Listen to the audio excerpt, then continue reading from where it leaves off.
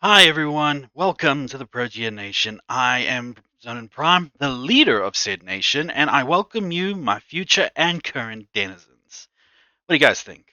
I really need to come up with my own opening tagline for this kind of thing. I hope you're all doing well this fine evening for me, but morning or afternoon for the rest of you. Or even the same for me.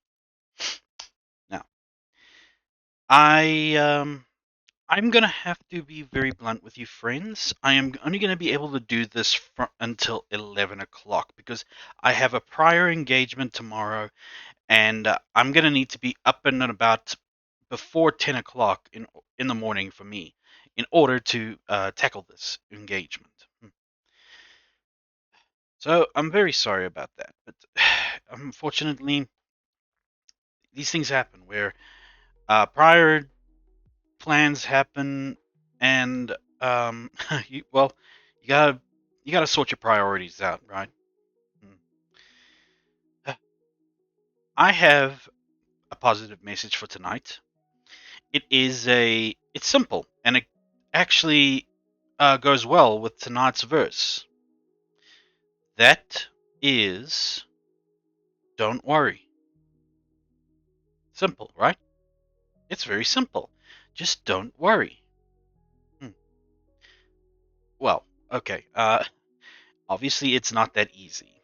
Sometimes the simplest things cannot be done that easily.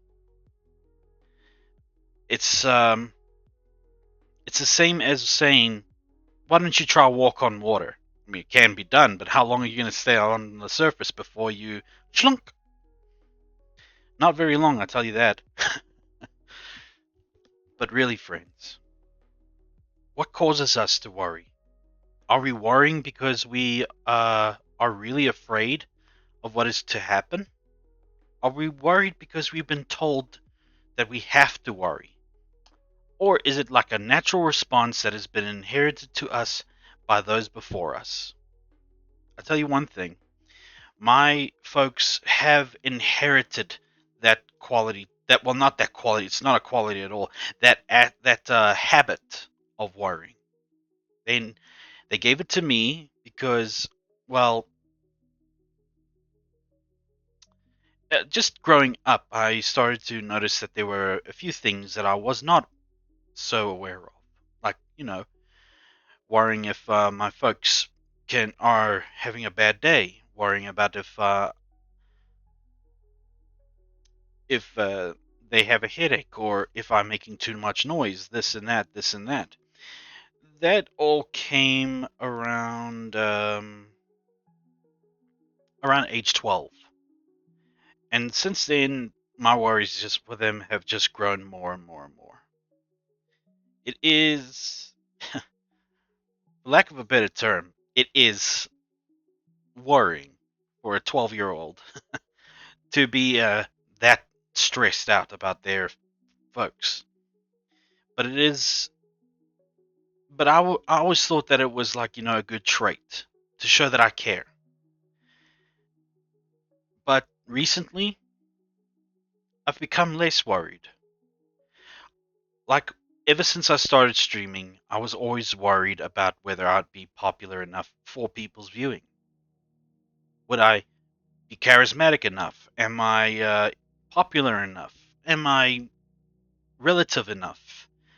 Or am I just a 2-bit streamer with absolutely no flair and no means of getting any people's attention until I show a bit more? Well, in this case, if I show enough hips, you know, Twitch thing. But it doesn't matter really, does it? I mean, I come here to stream, and those who vibe with me very well, they'll stick with me. Those who don't, well, I'm sure that there's other streamers that you guys can check out. I would totally understand that.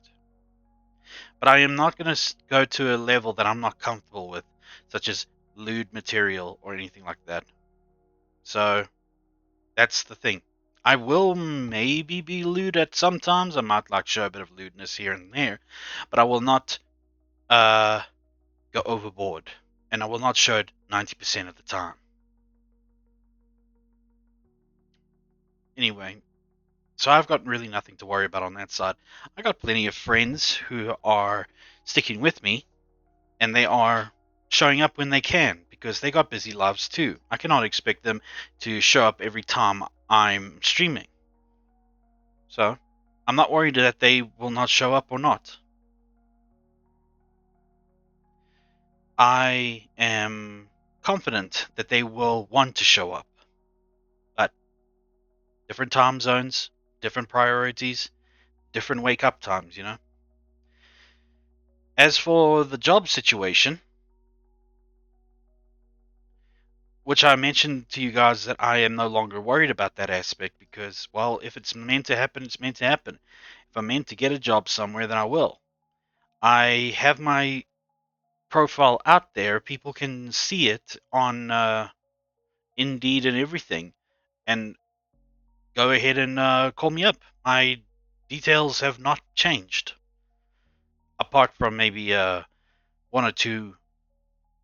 Um, well, I'm gonna have to check a little later just to make sure that I have updated some contact details because yeah, it has been some time. But all in all, it is because of my faith that I'm no longer worrying, and I am noticing this change, friends, because it we have been tricked to think that worrying is an okay thing and that it's fine and you're supposed to worry. You're supposed to stress out, drive yourself insane with paranoia or just with any matter of uh you know negative feeling just because of a possibility that probably won't happen. And this is relevant because we are always going about our daily lives, and almost 80% of the time we are worrying so much for nothing because most of the things we are worried about probably are not going to happen. And this is the case for me. The whole thing of me never getting a job, there's no way that's not going to happen. No, there's no way that that is going to happen. That I will never get a job and that I will eventually find myself on the streets one day. Who knows? Something's cooking up probably for me in the long run, and we'll see what happens. But right now, I'm just going to do my best with my streams and grow as a streamer and get as successful as I can in this because I've got nothing else going for me. But all in all, in a nutshell, friends, just don't worry. Everything will be fine. Everything's been fine up to this point.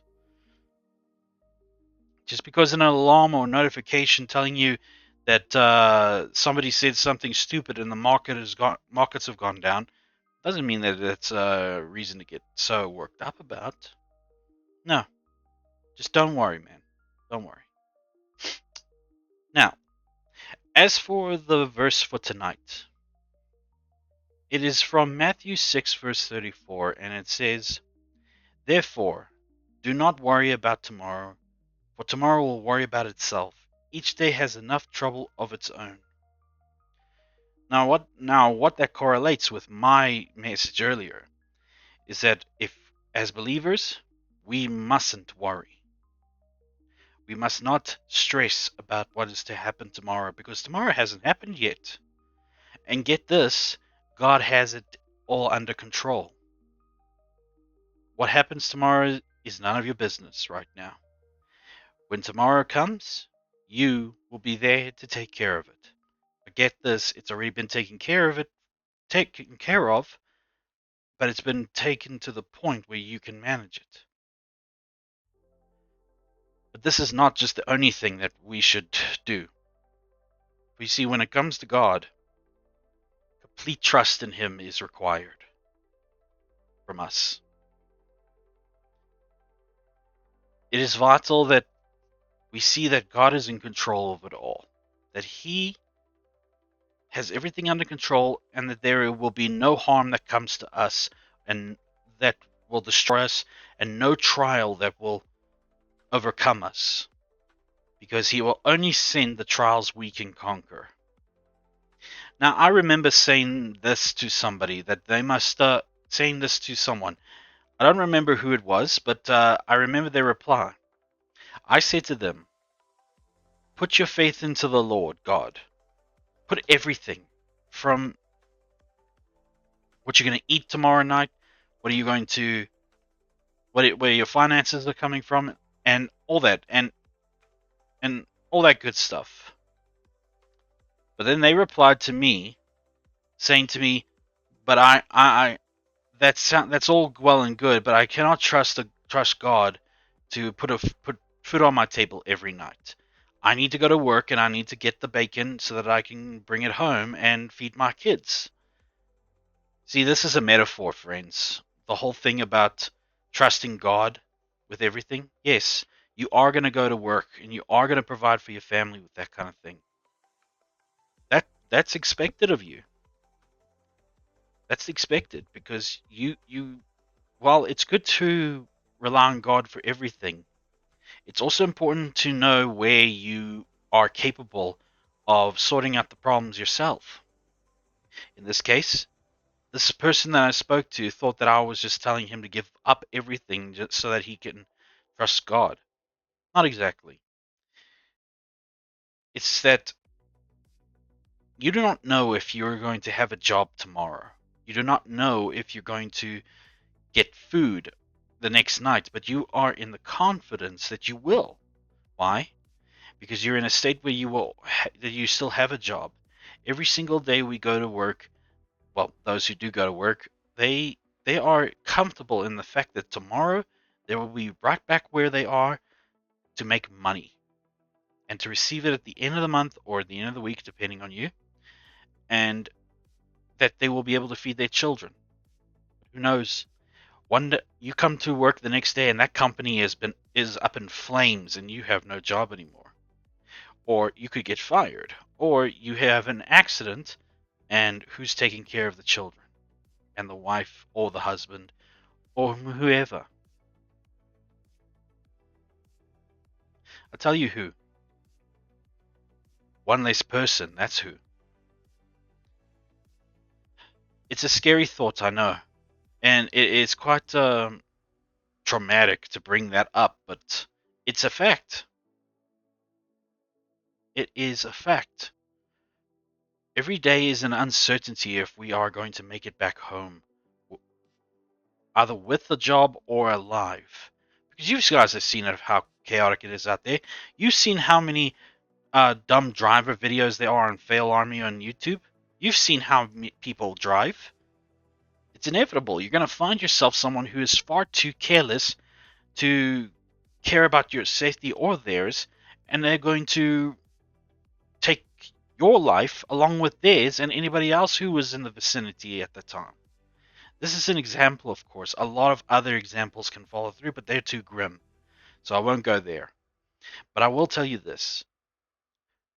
I have come to trust God that my brother and my mother will be delivered to their workplaces safe and sound, that they'll be kept all day at their work safe and sound, and then they'll arrive home safe and sound. I trust Him, therefore I know that nothing bad will happen to them. And here's the thing: if something were to happen to them, it might be because there is a reason I don't understand or probably don't see. Therefore, not that I'm going to be, not that I'm going to thank God for that happening to my family and such. I won't do that, but I will simply be thankful that they will have at least survived, because maybe it might have kept them from going somewhere else that could be equally worse. Maybe that small little fender bender that they were in could have saved them from a robbery at their job. Who knows? But These are all scenarios that could possibly happen. And in the end, we cannot control everything that happens in our day. It's a fact. We we have no control anything on of anything beyond what we can wrap our hands around. And get this, we only have two hands. So our level of control is minute at best. Anything can happen. And anything that can happen probably will. Maybe not where you are, but somewhere else. Just be just be grateful that whatever it is that you're afraid of hasn't happened yet, because the Lord God has deemed that you do not need to go through that. Me? I was in a car accident in 2020. More like a an extreme fender bender, because they rammed me from the back and I was jolted back and forth until I got onto the highway. And I survived. A little neck pain, but I'm alive today. It turned out that we got a call from our job.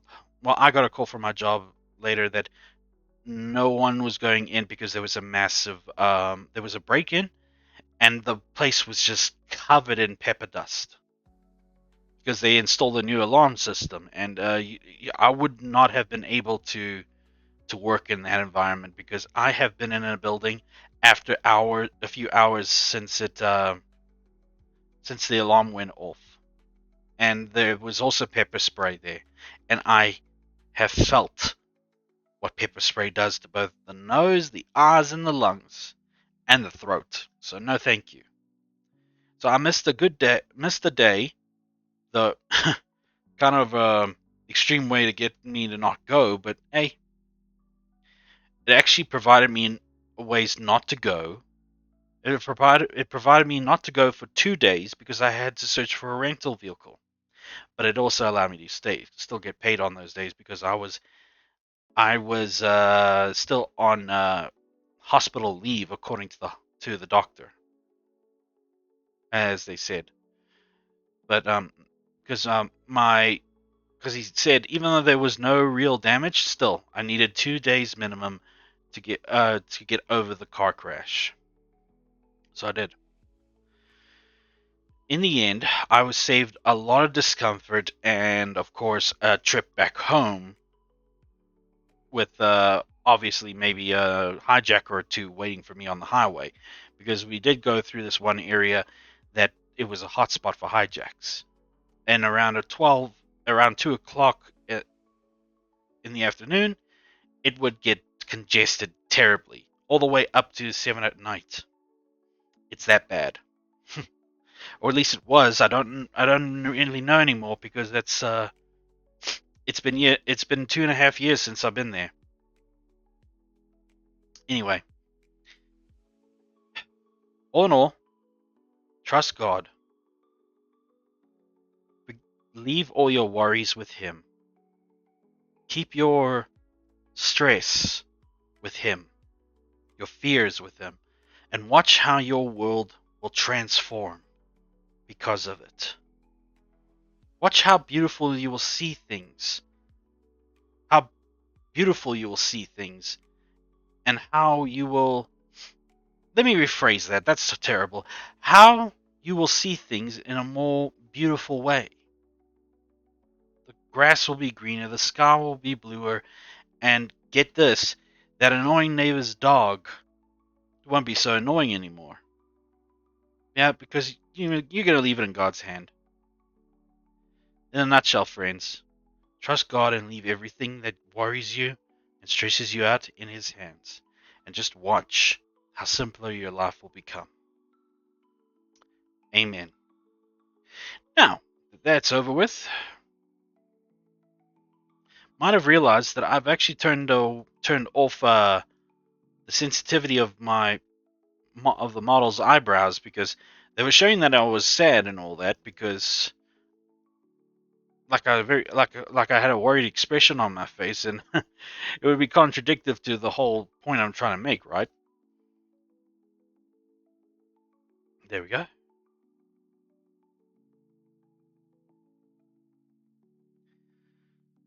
I was thinking of using my PNG model tonight, but might be not the point, you know. Turn off this lovely music. So yes, just to recap, friends, I will only be able to do up until 11 tonight because I need to get some sleep. It was a prior engagement for tomorrow. So I apologize if this is a short stream. I know I've been doing short streams lately, but tonight it's for a very good reason. So trust me on this. Now, last time in Inquisition, I defeated the dragons. At least I hope so.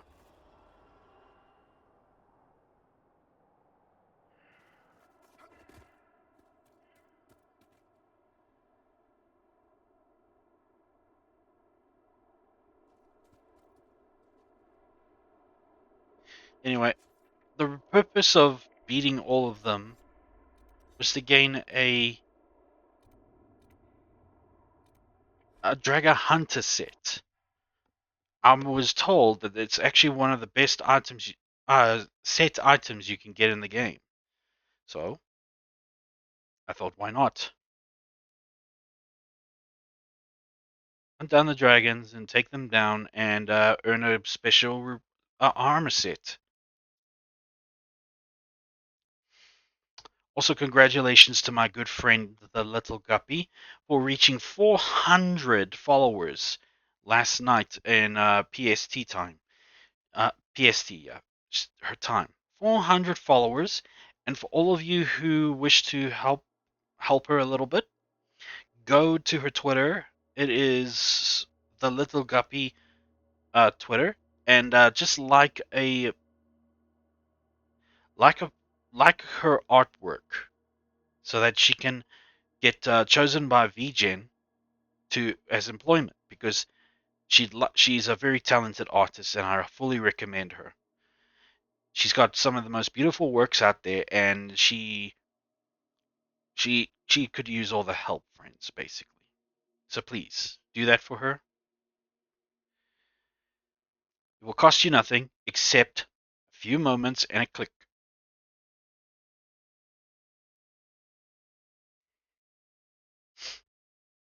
Perhaps, yeah, perhaps it will be in the description when this is on YouTube, so that you guys can help her. And yeah, maybe, and eventually it will probably be an outdated link, but I'll sort that out when the time comes. I'll remember it. I will take it away from the description once it's been resolved. But it's just a simple like, friends. You don't have to give her anything else besides your time and a click. That's all. Also, 9 p.m. is still going to be coffee time. I've got myself my coffee here, but now my mug's handle is broken off, or at least it's half broken off. And I got two little snacks here that will keep me uh, sharp and energized throughout this whole thing. But yes, it will be in the stream will end at 11 o'clock because I need, just so you guys know, we were called, my dad and I, we have been called to a person's house to fix the leaking that will probably that is taking place in a garage, and the person's concerned because the leak is happening right near their electric battery for the solar panels. Yeah. But tomorrow night, I will do my best to make it a much longer stream.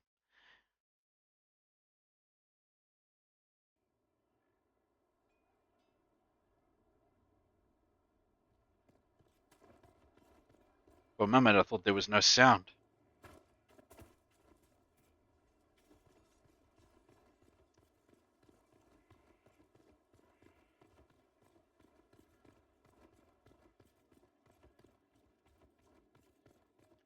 But also, I have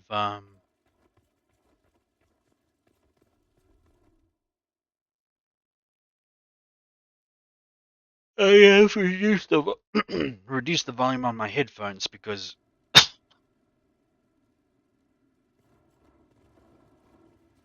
it's very easy to talk over me, and I so don't like that. Let me actually have a look if I got all dragons.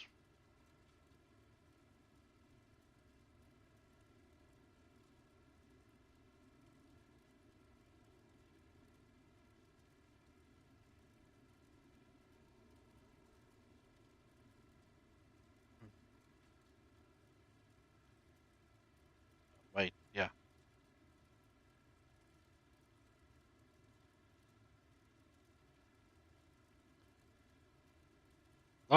Several people have been asking me if I will play Dragon Age Veilguard.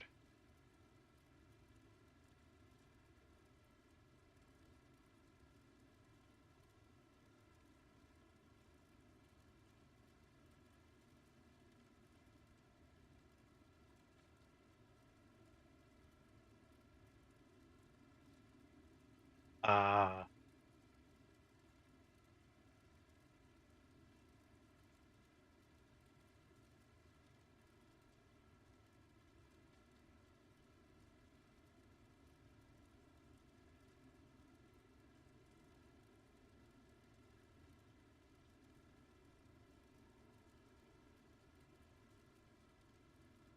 Frostback Basin. There's another dragon in Frostback Basin.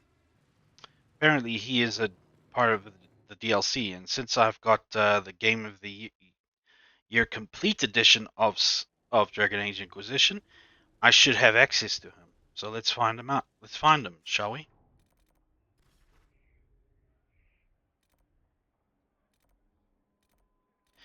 I tell you what, friends. I am loving the whole idea of. No, I am in love with drawing at this point. Now, granted, of course, I am an amateur. There, let's not beat around the bush. I am an amateur. I recognize that completely, and I've got plenty of places to learn. But the very process of sketching and then tracing over and then filling in some areas here and there to complete an entire portion of the picture, so that the fill option doesn't take up the whole screen. It's delightful to say the least. I am enjoying it immensely. Um, I'm already starting on like two other projects besides the one I already have going. Because the other day I had this whole like imposter. This was actually imposter syndrome. Then I felt that my art was not really art because I was not using freehand. Freehand drawing methods. I was using a tool that stabilizes my my the pen strokes, and they make the lines seem a lot more straight, or at least more clean. But of course, lots of artists do this, and it is normal. But get this as well, I've caught myself at other times learning to use, well, doing the straight line and such, but without the need of the stabilizer tool. Of course, I'm using a program to do to do drawing. It's Krita, very cheap, but it's a cheap program. It's when I say cheap, I mean it's affordable. Not that it's like crappy. You can do plenty on it. I do know that I can make a GIF and such on it. I just need to learn.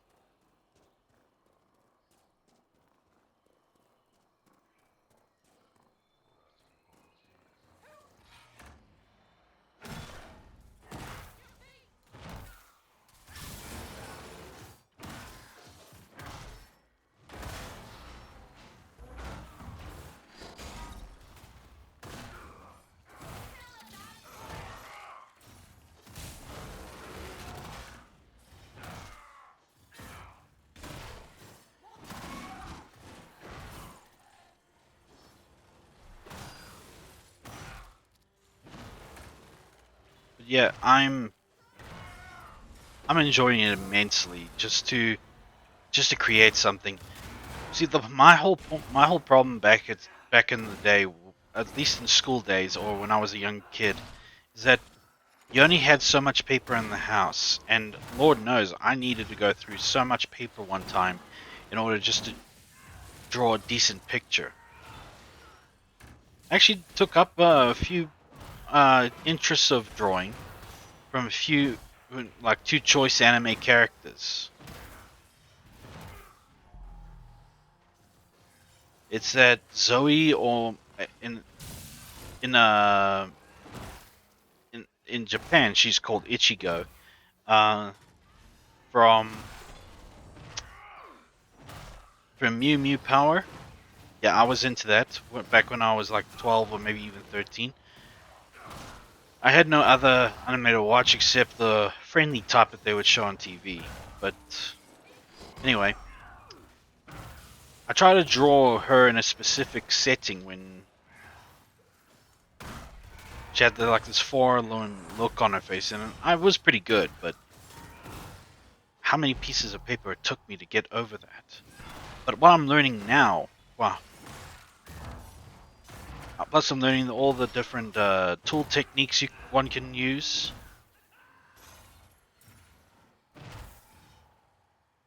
I have still got plenty of room to improve upon. You know, I'm not in no way a pro, and I'll tell you right now, I've had to tell myself that countless times in order just to get out of the little rut I was in, because I then realized after looking at my drawing, it's not all that special.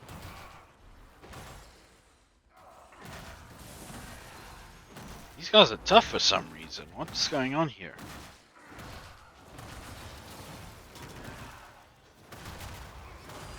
Now that I think of it, I'm ready to face the dragon in the Frostback Basin. And why is this rat pig thing giving me trouble?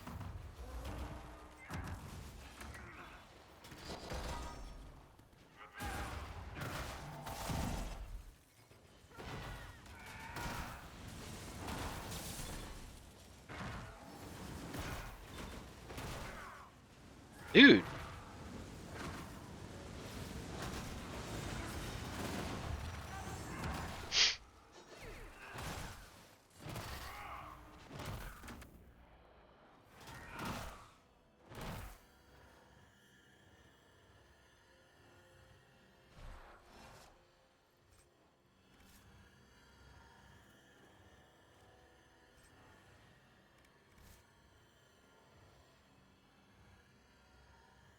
While we were on the while we were yeah, I I'm just finding great delight now to just try and create something. Uh I am learning that as well that that the steadiness of my hand is improving. Even when I use that stabilizer tool, it kind of like aids in the development of a steady hand. Because if you could keep your hand still long enough to make sure that there's not a single squiggly line in the first like 5 seconds of a line you make with the stabilizing tool, then your hand steadiness will increase. Of course, I did inherit another thing from my folks, my mother especially, is that I have a slight shaky hand. Goes for both hands, and I fear that it might get worse as time goes on. You know, but I'm not worried about that. Perhaps if I do some hand exercises that keep it nice and well, keep it nice and limber or athletic at least, I'll be fine.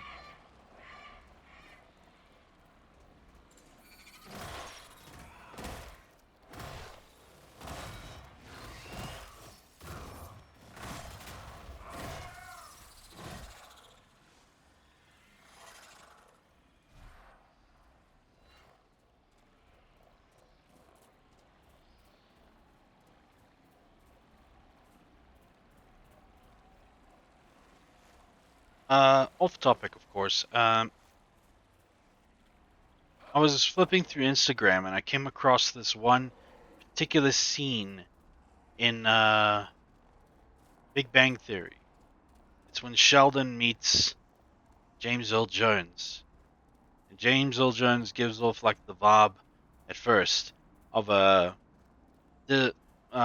tired old actor who's tired of meeting fans and such. And immediately turns it around by being a big fan of Star Wars and acting like he himself is also a troublemaker in terms of his cast members.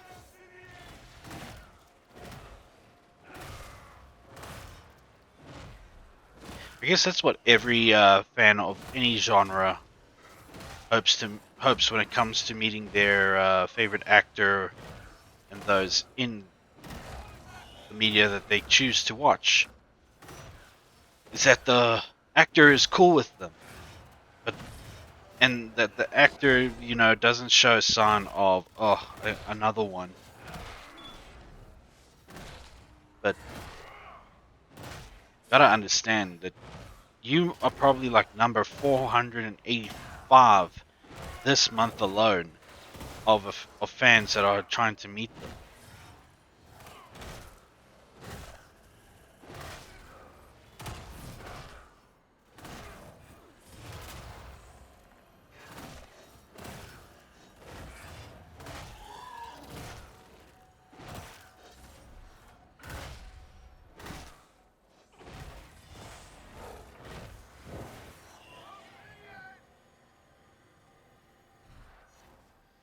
I'll be super honest with you guys about something.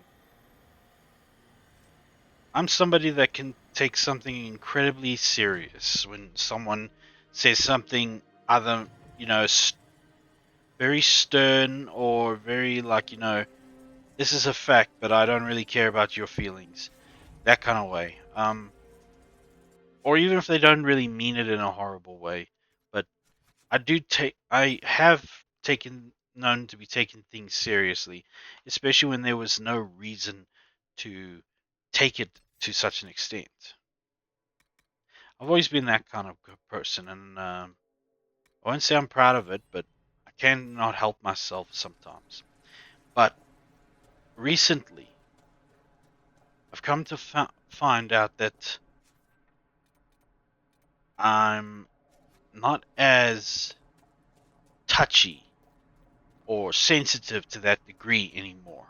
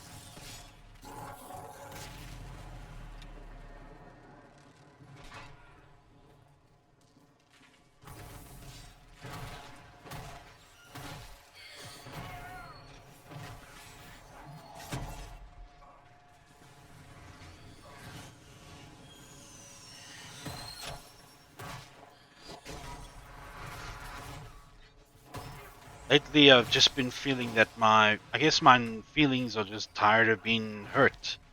That I know this person by now, therefore I know what they're like, and that to expect any constructive or good to come out of their mouths about me, they probably won't, and this is what drives them every day to be like this.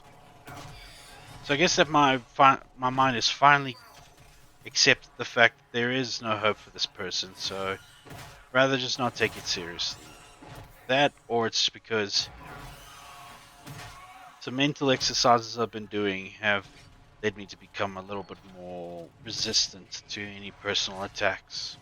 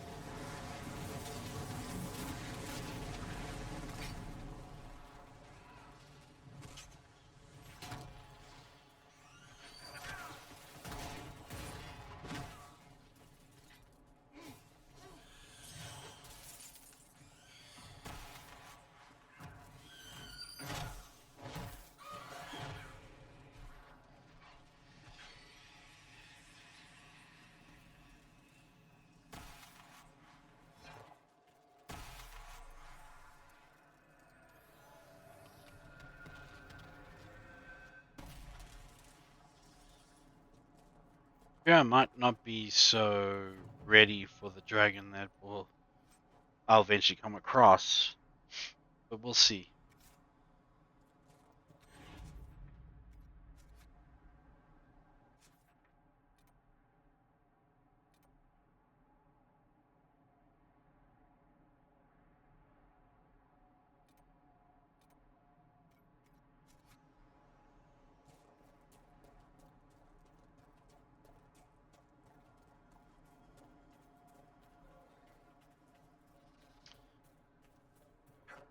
It is the it's nearly Hallows Eve soon, in a few days from now, and in all this time, I have not played one scary game. Be prepared. There's no telling what trouble we'll find down here. That's okay because I don't have much of a lineup, and anybody that I could have collabed with on Phasmophobia were all occupied.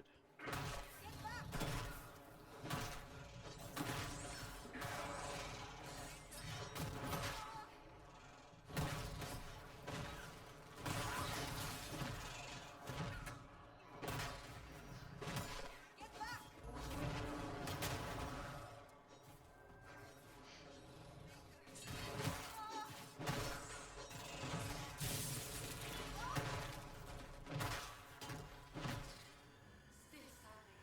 You are too modest, Cassandra. To many, you're a figure of all. You should make use of that.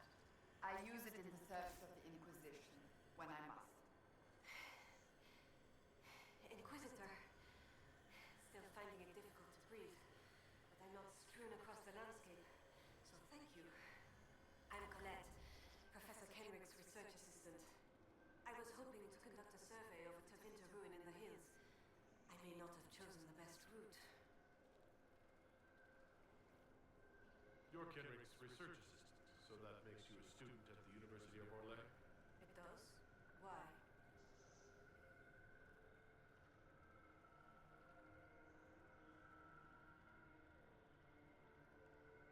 At least I know what dragon I'm looking for now.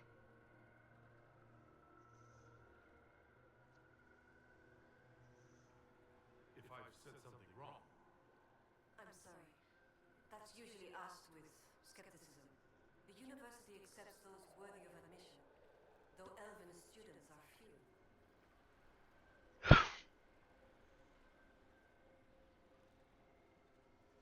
What were you hoping to find? The Tevinter's time here was brief, but their architecture endured, offering shelter, forming landmarks.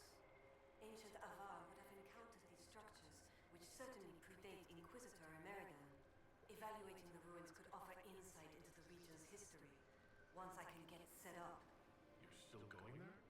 I've read everything we have on Ameridan, and studied up on new excavation techniques. I won't waste this opportunity. If you've a map, I can show you my destination, if you'd be interested in the findings. Stay safe. I will.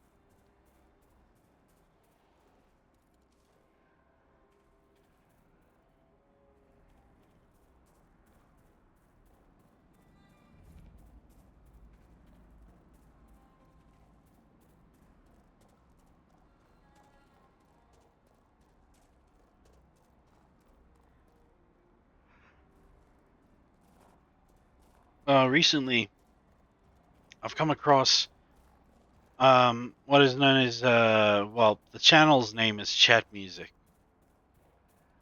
and one thing that they make fun of this guy who's got like a big forehead, and it just sounds like one of those,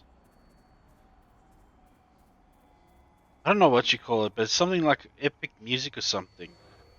But they like reading. It's basically someone reading, or a couple of people reading the comments in a video, and are turning it into a song.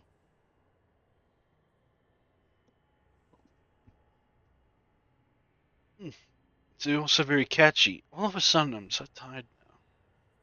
I hate it when this happens.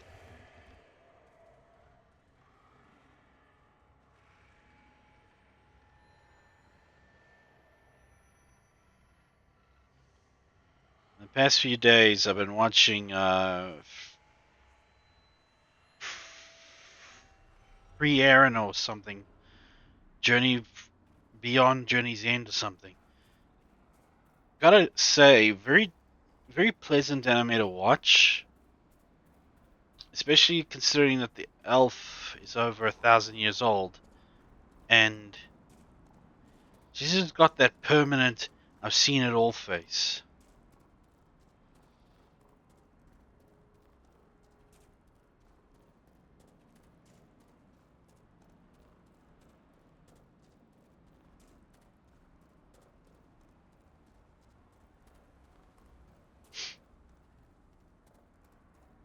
Imagine being in her position where everybody that you've ever cared about or ever wanted to be friends with passes on.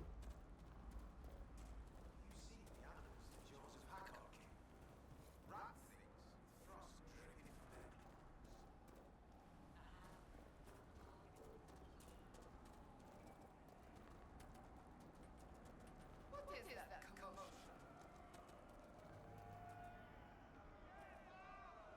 It's like they want to climb a wall.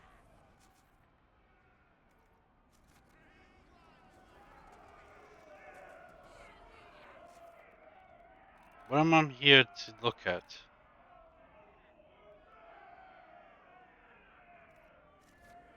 Your climbers seem tired, thanks.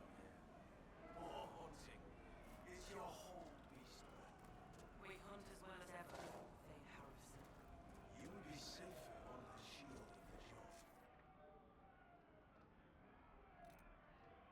Let's make our way over to the next rift. We are only going to get far if we've either explored every Fade Rift or if we have set up camp all over the place. May your people be as strong as your home.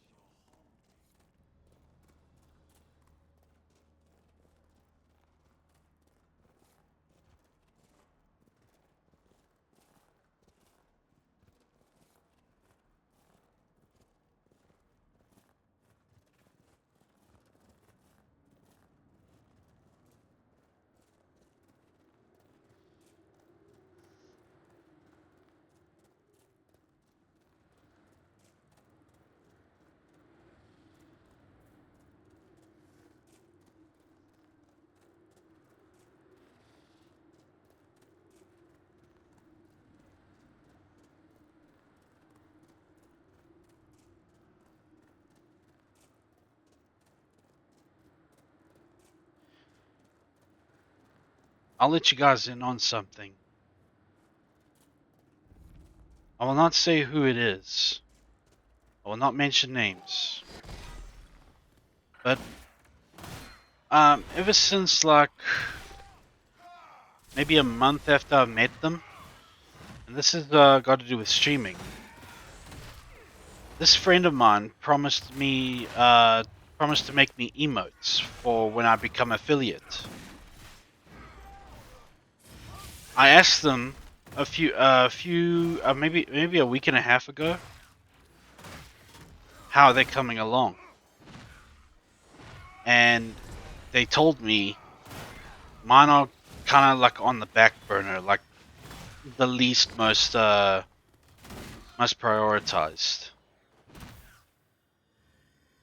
And I will not lie to you guys.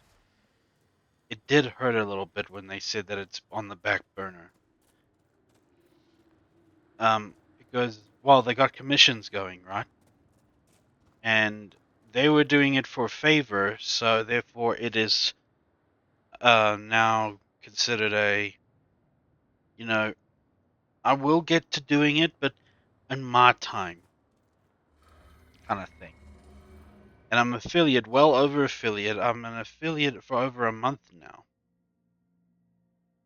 And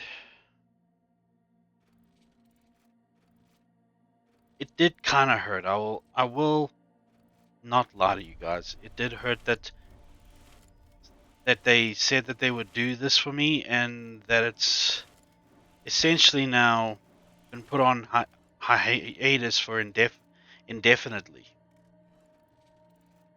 But at the same time, I cannot be too upset about it. But this was a favor that they were planning to do for me from the start.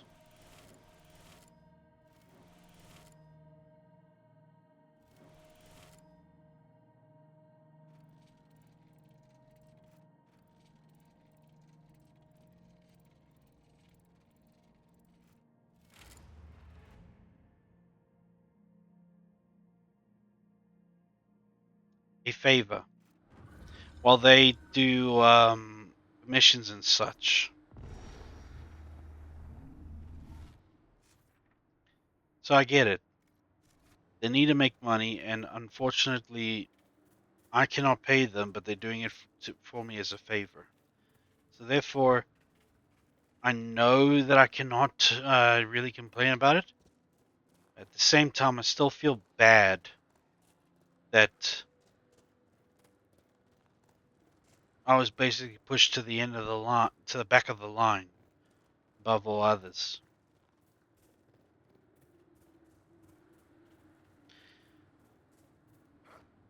It just hurts, but I mean, it doesn't kill me. It's not killing me right now. It's unfortunate. I was really looking forward to those emotes. But now, if I try to work on my own emotes, will that seem like I'm basically tossing their favor away? Or is it gonna, like, show them that I'm becoming independent and I don't really need anybody's help?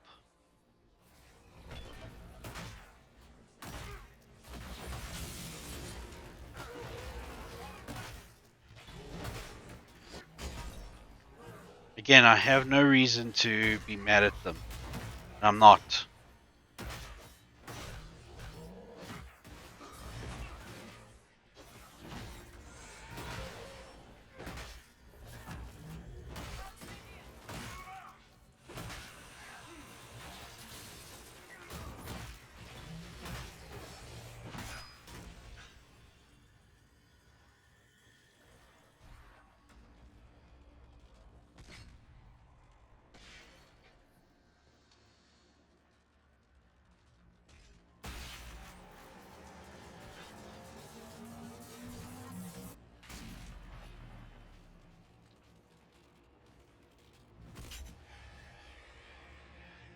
I will eventually get to working on my emotes. But right now, I'm just trying to gain experience in drawing in general, and just get the feel of a pen in my hand. Well, pencil-like object in my hand again.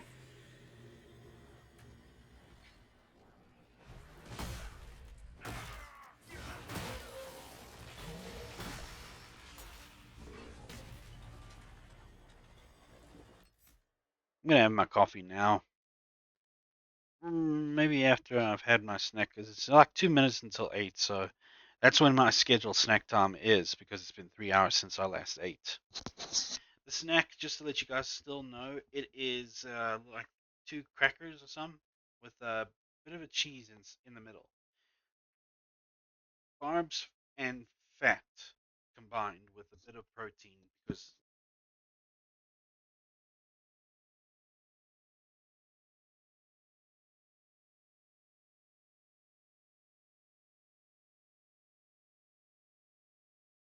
Then again, I don't need much protein because this has got enough of it, this snack of mine.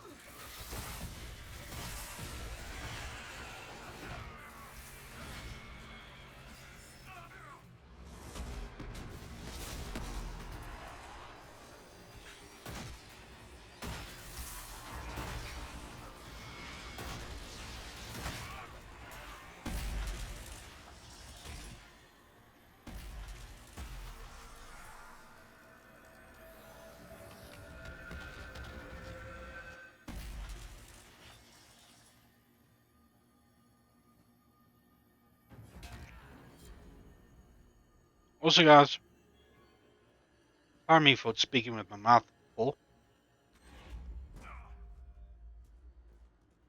but Are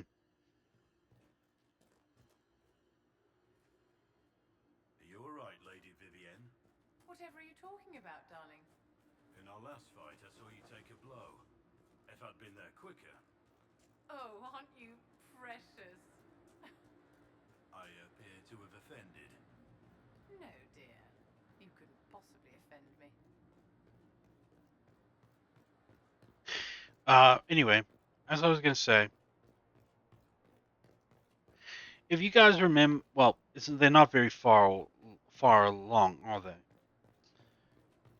This reboot of the Animaniacs series, yeah, where they did a Duck Amuck, a parody with Yakko. Only this time he was able to get back at the animator who was causing him havoc. We all saw what the animator looked like. Basically, an average artist or animator that has like side gigs going just to make their lives more interesting. But it is what you would expect. Well, what one would typically expect a female animator would look. She's got glasses. She wears like a beanie or whatever Americans call that like winter or that cold weather uh, hat that just roll onto your head.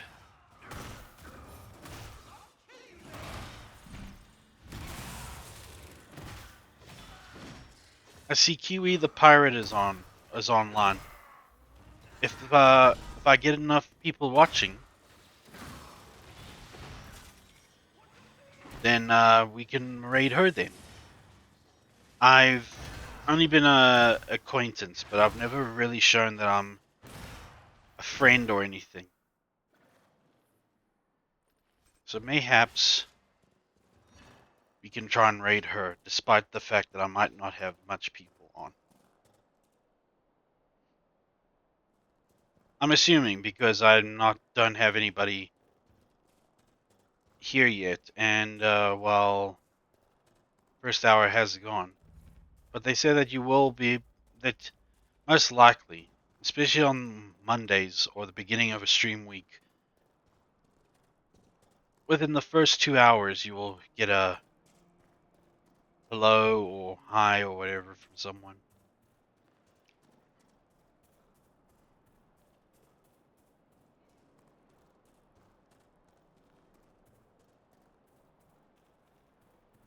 believe this was Colette's destination.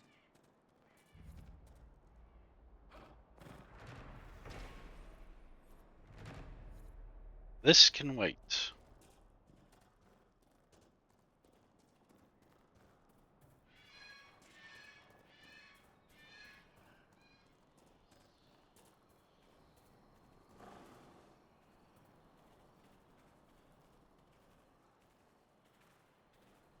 You know, we were speaking about earlier about worry and such. One of the toughest worries that I am coming to terms with that is valid, but at the same time, it's it's nonsense. And that is the amount of followers that I have now. Guppy has over 400 followers now, friends. Thanks to her streams being so successful, she now has so many people to come watch her stream and such. Whereas me, I'm got 86 followers, and I'm still basically feeling like I'm still there I'm still there when in my first 3 weeks of streaming, when I had no one to talk to and no one was there to talk with. I mean, I do get people that come in every now and then, and that's great. But I just guess I thought I would do better by the time I become affiliate, and I'd have more people talking to me. Now, I keep reminding myself, and this is a sad but true statement, friends, but me not being female is kind of a disadvantaged um you know quirk of mine. I actually remember Takahata, another VTuber who does Takahata 101 or whatever, where he has like a bar talk pod a bar podcast, and he invites like a number of people there. um I was actually watching Academy the other day, and one thing he wanted to learn in Academy is why male VTubers. And after looking at it online about the statistics of success between a male and female uh, VTuber, the males, sorry to say, are vastly disadvantaged, to the point where we would be lucky to even get to have even half or 1/5 of what the female VTubers' success rate is, because of obvious reasons.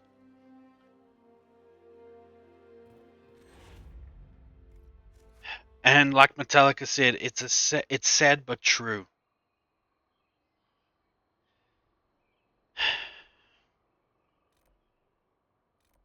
Perhaps, yeah. So, but you know, of course, I mustn't sell myself short. I am quite blessed, I believe. I got to become affiliate within the first 3 months since I started streaming, and most people, male and VTubers alike, don't even get to affiliate or halfway to affiliate in several in a few years, because the other day I saw a person, I don't remember their name, but I saw a VTuber streamer posting a picture of the Twitch affiliate promotion picture and all that on Twitter, saying that after 2 years they finally reached affiliate. 2 years.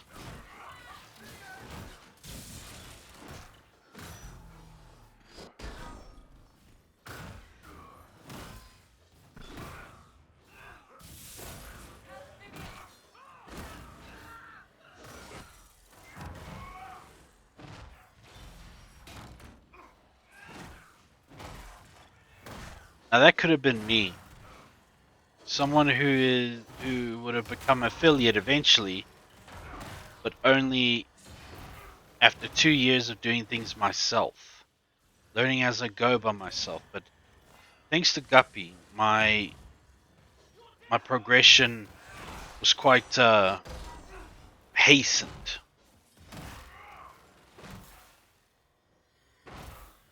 And now from here on out, it's just me.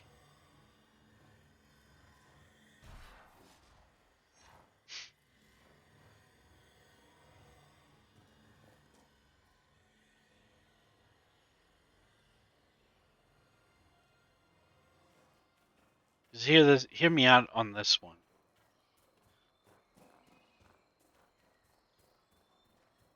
I just feel that since I became a Twitch affiliate, people are interacting with me less, and I'm talking about my streamer friends as well.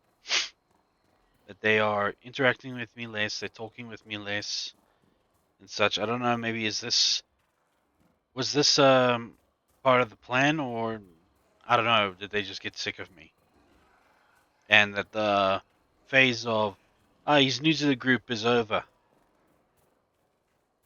and now I'm just like everybody else. It's part of the furniture, basically.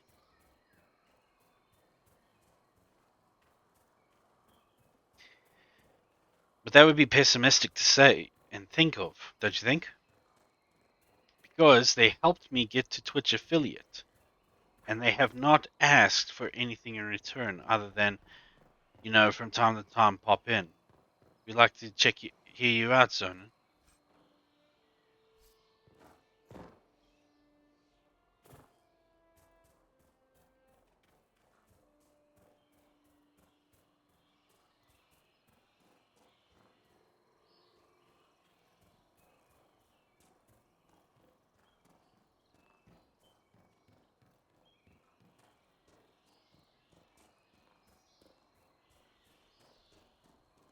They helped me get to affiliate, and I owe them that.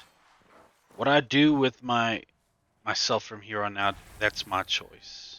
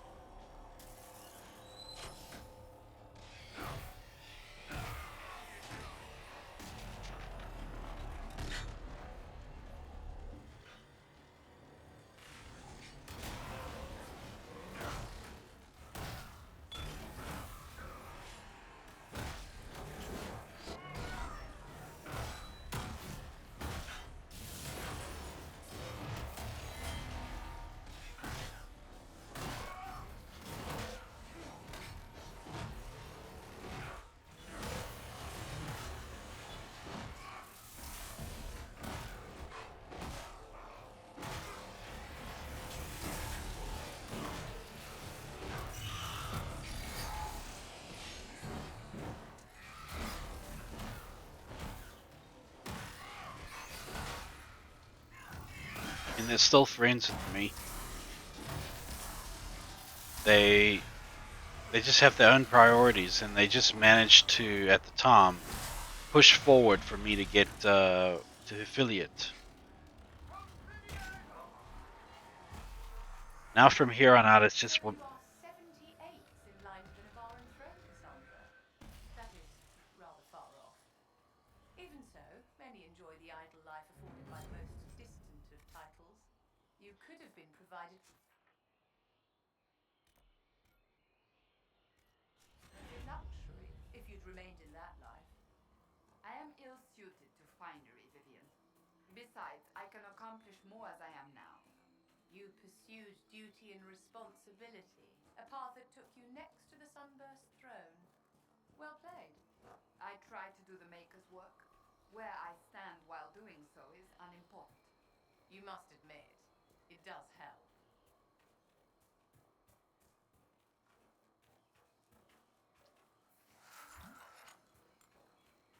And as you guys know about now, I'm doing artwork, I'm drawing, and I've got a long way to go before it is like, um, worthy of ever being a form of commission as well on my end. But as time goes on, I will be adding more to the table as a streamer. I'll give you more reasons to come to my channel, see me out, interact, follow, maybe even help a little bit financially, but who knows? We'll see. We'll see.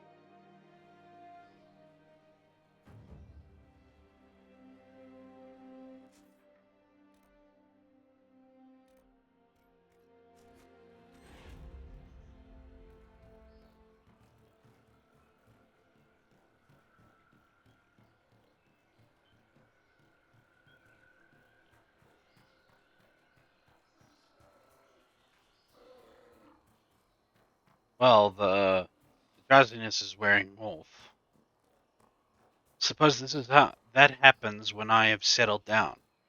Because now, with me drawing most of the time during the day, doing my chores, and then going out for a walk, I guess, and cooking dinner and such and such and such, I am to be a little bushed when I eventually sit down and chill.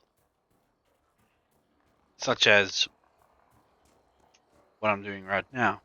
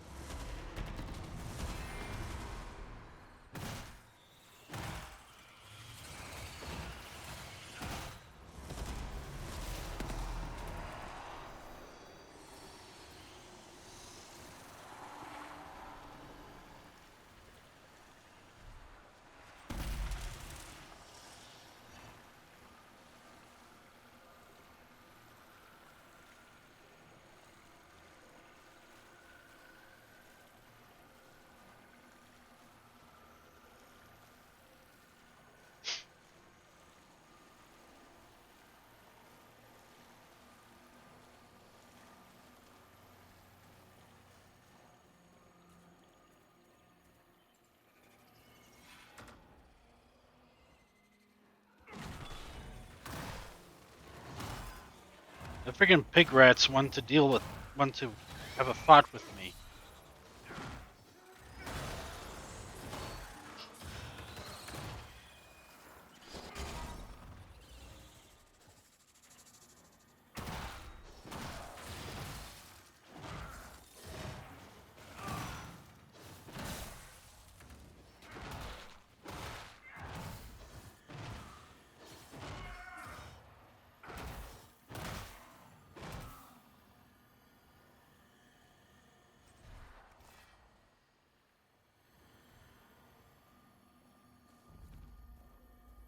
I'm even just designing a actual drone as my future chat pet.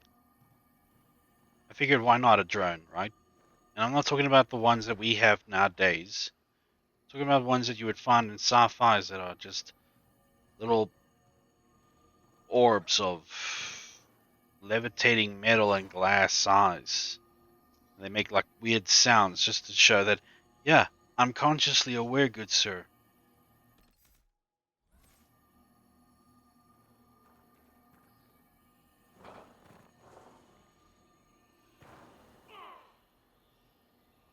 Are we men or are we mice? Neither.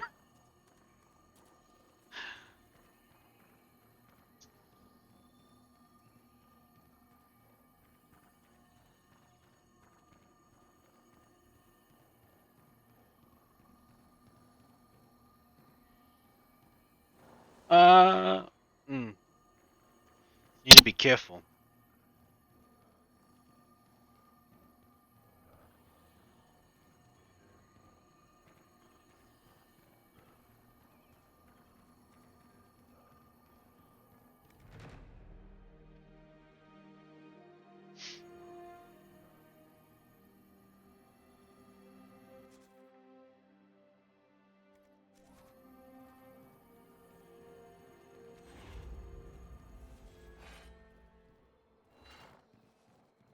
When a giraffe needs a long, cool drink, what does he ask for?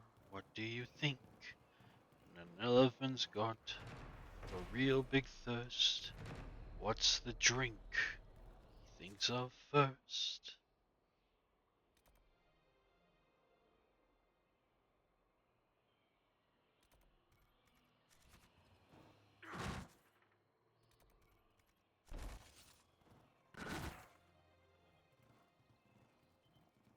You guys want to watch a animated masterpiece that really has like no real um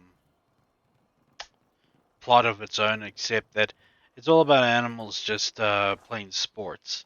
Look no further than Animal Olympics, but don't, well, unless you want to go deeper, then find another one called Animal Wars, and that one's, jeez, I don't even know what to make of that one. It felt like Animal Olympics, but like for early 2000s, and the thing about that is that it's just unnecessarily aggravating. I mean, the characters all seem like they want to kill each other, but they know that if they do, they'll break some law or some such.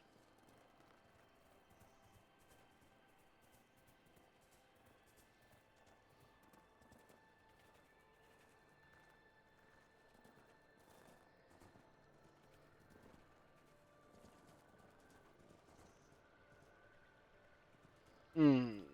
Can we avoid them, please? They're such a pain to deal with.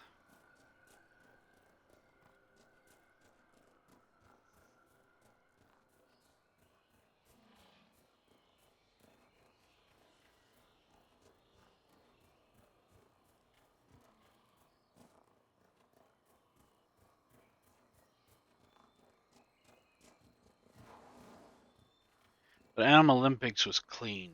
You know, the only kind of aggravation perhaps is when they blow things out of proportion on how how sports fight is like between members.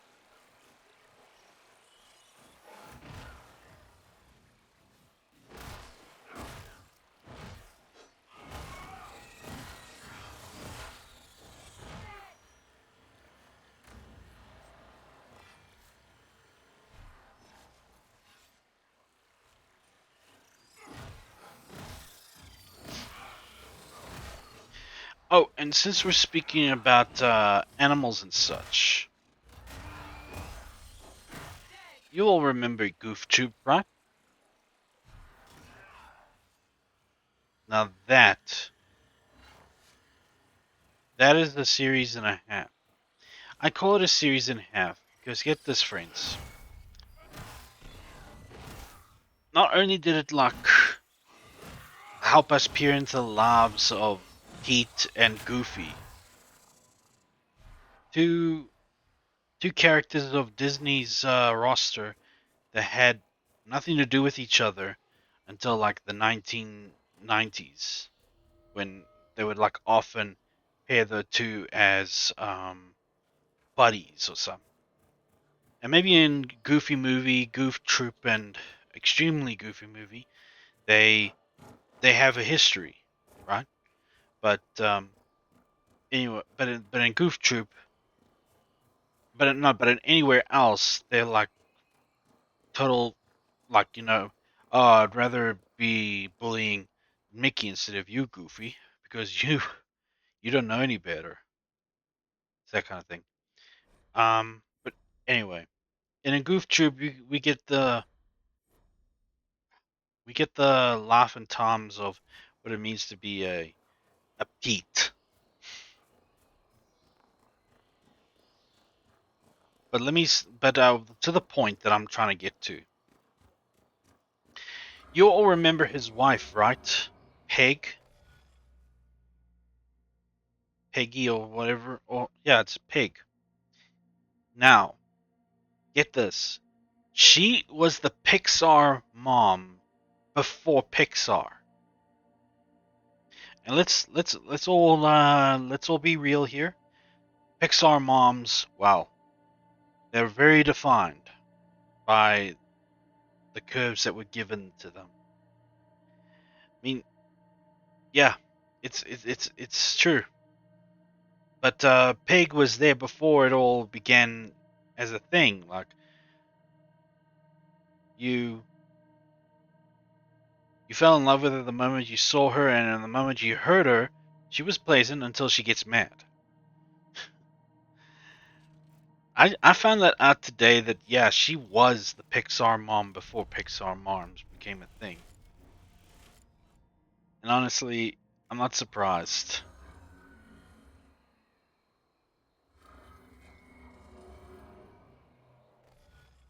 She had a figure that most people would kill for, but a hot temper nobody wants to deal with.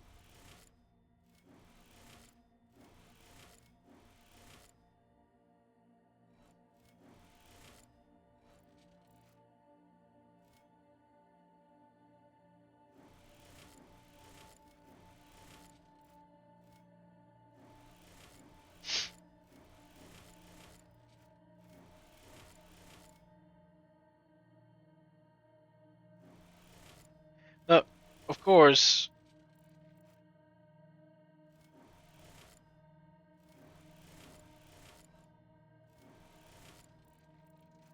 when it came to like actual threats, like a burglar or something, then she was a very little help. But then again, who is helpful against a burglar when most of the time it's supposed to be like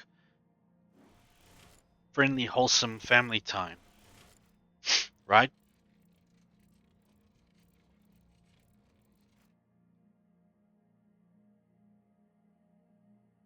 I think I might have screwed up already.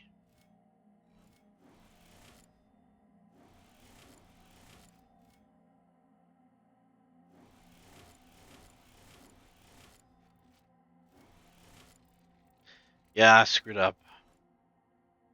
This one here.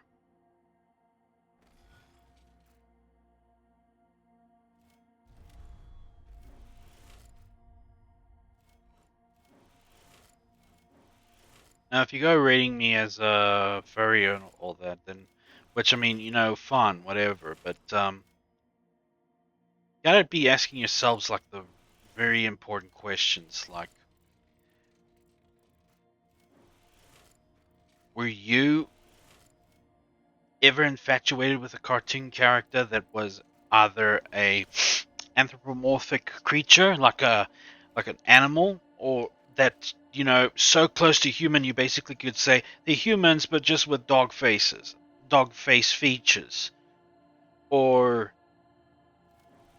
maybe on the level that they are just a bit furry around the edges and all that, but they still maintain human faces. You got to ask yourself that kind of thing. Like, was there anything like that for you in your youth? And if so, was there anything wrong with you? I don't think so. Because, I mean, they didn't really make it easy for us to, like, look away. Especially when you have an April O'Neil around. Holy mackerel.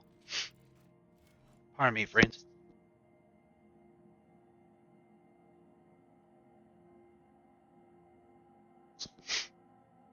Now, forever and a half from now, April O'Neil will be, my choice. And I'm talking about the original one.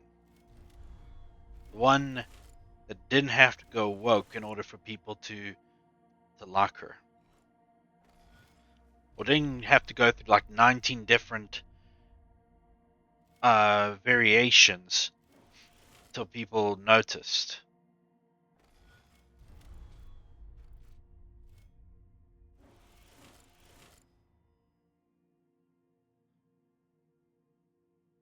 Hold up.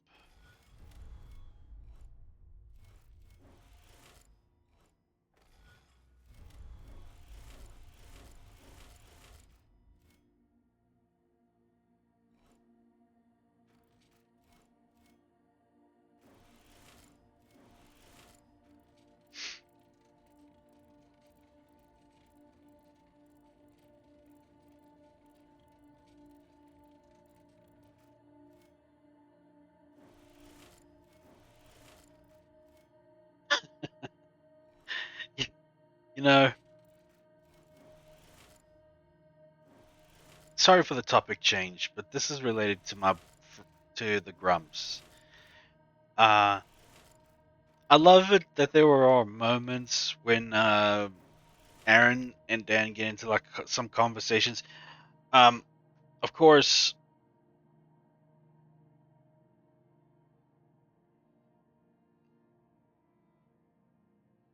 with the exception that Dan didn't really want to participate in the discussion or anything, and then it leads to it gets like a little too real, the conversation, and then Dan's all like, "I don't want to talk about this." Then Aaron's all, he's all, "Then how are we gonna get past this if we don't discuss it?" And Dan's next level of threat is, "I'm gonna leave the room." Sorry, it just came to my mind because I am kind of talking about stuff that may be singular or esoteric on my part, because because most people are freaking normal, and like I said, nah, well, okay, maybe that one presenter on that one TV show was like my first crush, or maybe it was even the Victorian model of '97 when I was a kid, but it was like the first thing I saw related to beauty in that manner.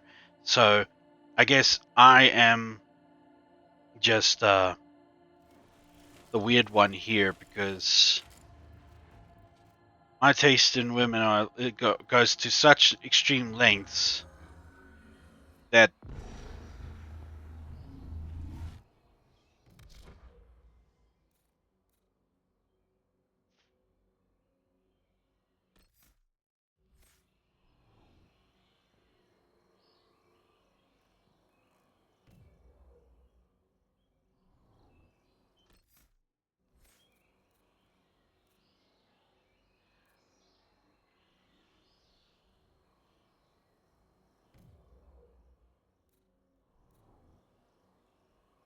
what is going on?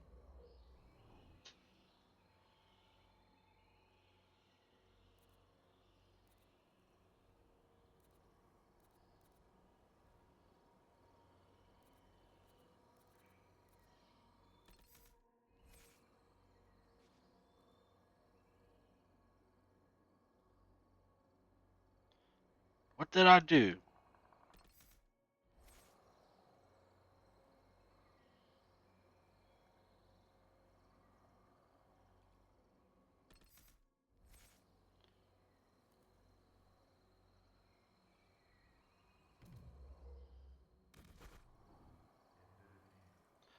Okay, I don't know what that was about, but whatever. Probably a means of strategizing that I do not know anything about. But yeah, I've come to accept that yeah, I am a weirdo. I am in some degree or form, I'm a weirdo because there are things that I like that not everybody will be able to relate. But if that's the case, then we are all weirdos, aren't we? We all have something that we like that others probably won't see eye to eye about. What's wrong with that?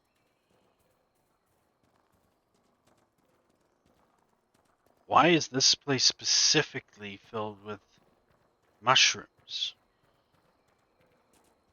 It's like something's supposed to happen there. Must remember to send a thank you gift to the Marquise Tremaine. Something delicious, perhaps? I'm sorry, were you saying something to me? Of course not, my dear. What was that wonderful restorative Bastien had? The one with violets.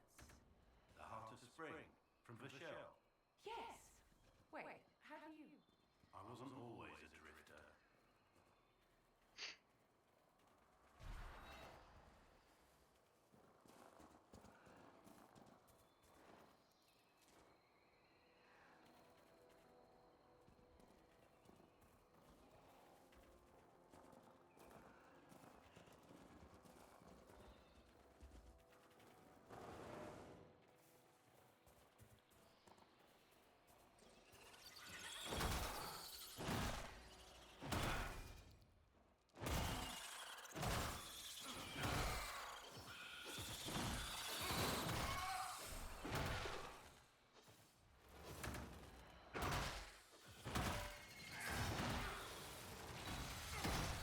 I don't know if I made this clear earlier about that whole Yakko from Animaniacs getting tormented by the animators, same like from Duck Amuck and another one with Bugs Bunny and such.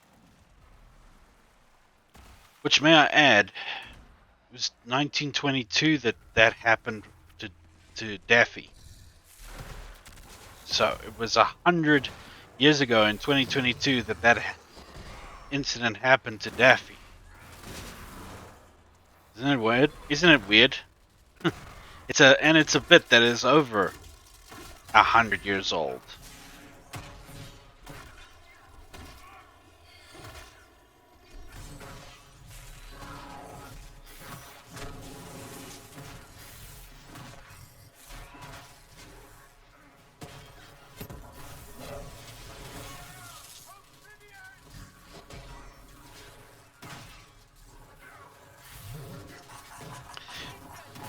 So what I've been trying to say this time is that I found that animator, especially what she was,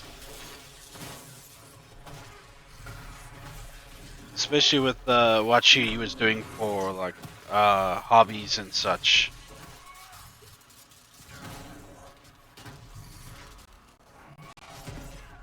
I found her fetching, whatever.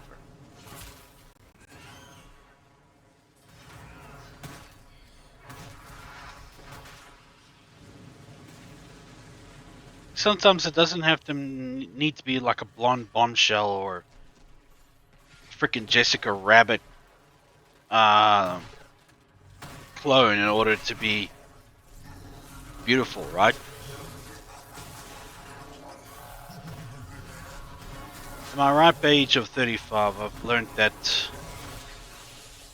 beauty has many forms, and whichever one is more appealing to you truly shows that beauty is in the eye of the beholder, and the media should have no power over to say what is beautiful, what isn't.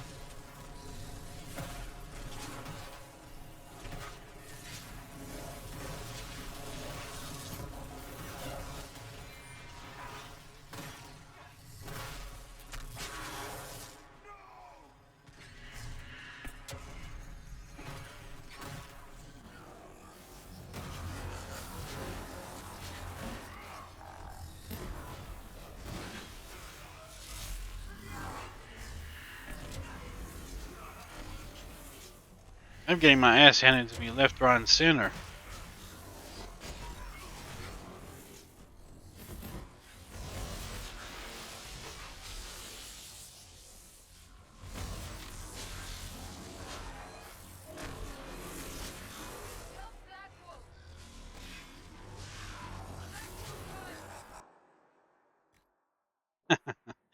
Yeah, we just got our asses handed to us. And you know what? Fine. We are a bit.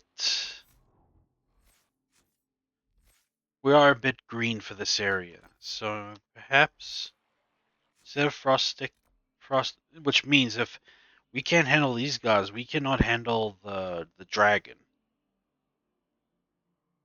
So let's just do some side missions.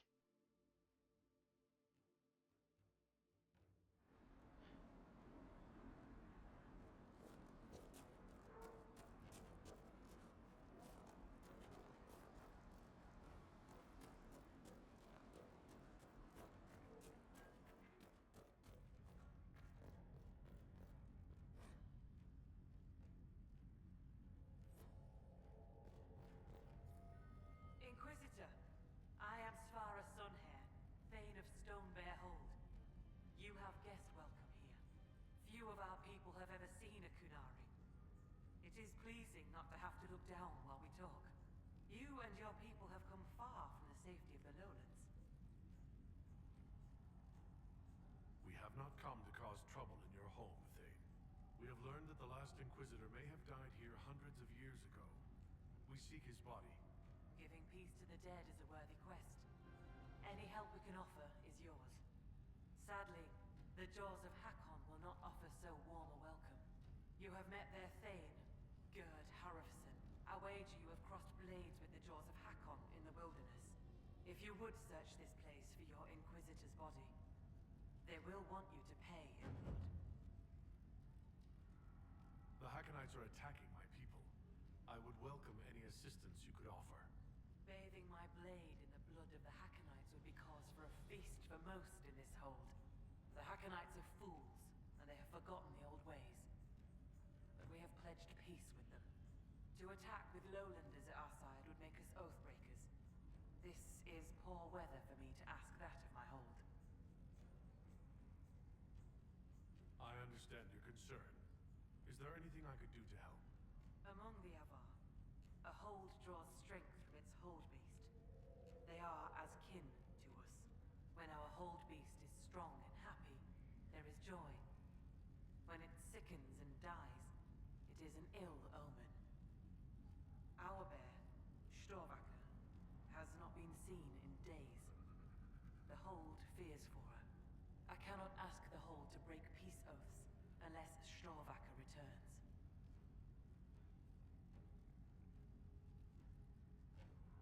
I'll speak with you later. Ask those in the hold about Storvacker. They may know something they have not told me. You're right.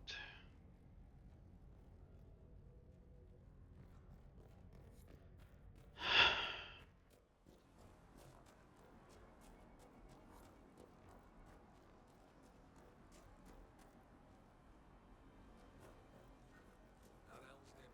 Always making up strange stories and looking at Elysian books.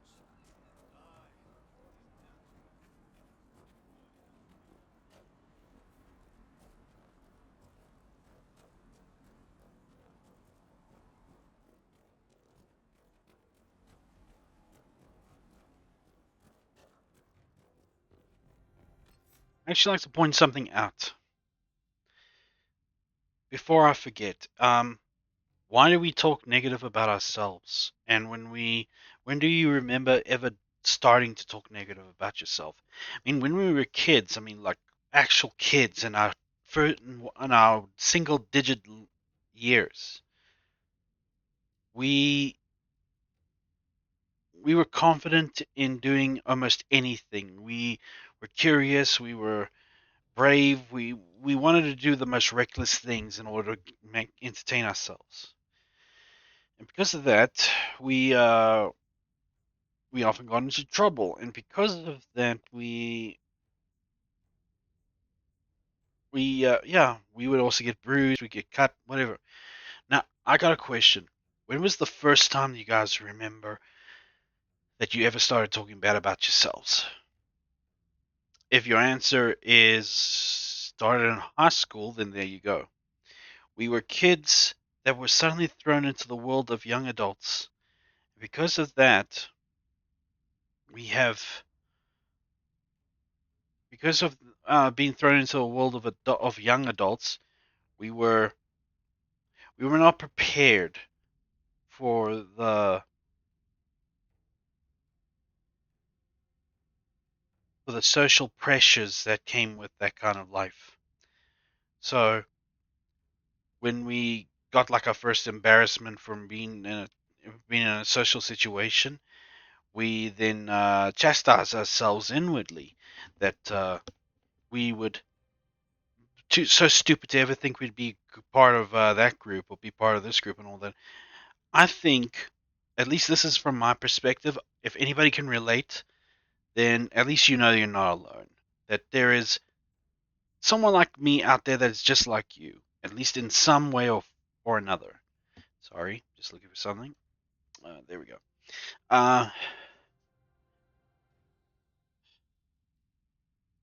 that you were that you thought that telling yourself all these horrible things would gain their respect, but in the end, they just saw how pathetic someone like that can be, and therefore they don't want anything to do with that kind of person. And in the end, you don't win because you just talk bad about yourself. And now, years later, you have anxiety and some measurement of uh, social situation struggling issues and various other things that cause you to like freeze up in fear because of not being able to handle such situations. And to think this all stemmed from just being thrown into the young adult world as a child still. Yeah, I think that's the case. I just wanted to bring that out there that we convinced ourselves from a very young age that we are not good enough because of peer pressure. If I ever have kids, I'm going to make sure I pass on that knowledge. Be welcome, Inquisitor. Though I fear I've time for little more than a greeting. I must prepare these souls for their greater journey, particularly those who depart without the reverence due. Their way is often hardest. I'm not familiar with Avar funerals. May I ask what proper rites entail? When the time comes, we are given sky burials. For most, the body is laid out and prayers given. When the birds come, they carry the soul to the Lady of the Skies. The body, unneeded, is gone.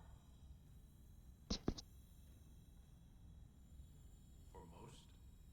Some souls, such as Calden's, are chosen to return. The augur reads the signs at birth. It is a rare honor. In order to return, an offering is made to Korth the Mountain Father and buried beneath the body. A piece of the soul thus remains, allowing the rest to return to this world and be reborn. Will someone not be given proper rites? Calden Enverson is one of the few whose soul may return. Bloodkin must make an offering to the Huntmaster who prepares it, or so it should be. Calden's son, Finn, has failed in this duty, but then there's you. Me? You're a guest of our hold. A gift from you cannot be refused, even an offering for Calden. I cannot dictate the nature of a gift, but if my suggestion appeals to you, speak to the Huntmaster. I should be off. Lady keep you. Hmm.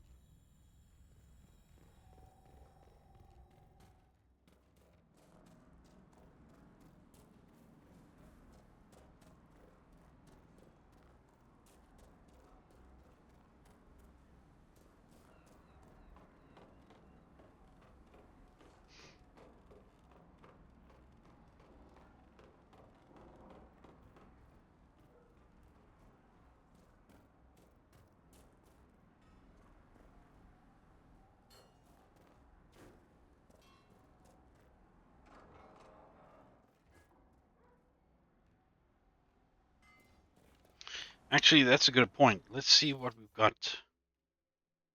for armor and weaponry.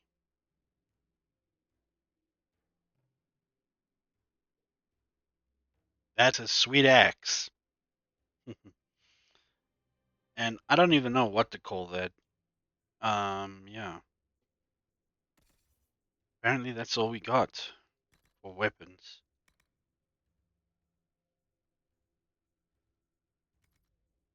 Should sell some. Too many visitors stir in the forest. The gods don't like it.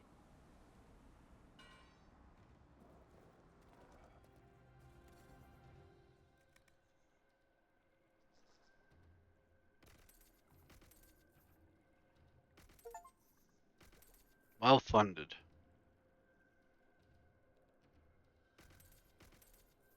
First I was scared that I was giving away the bone by mistake, but nah.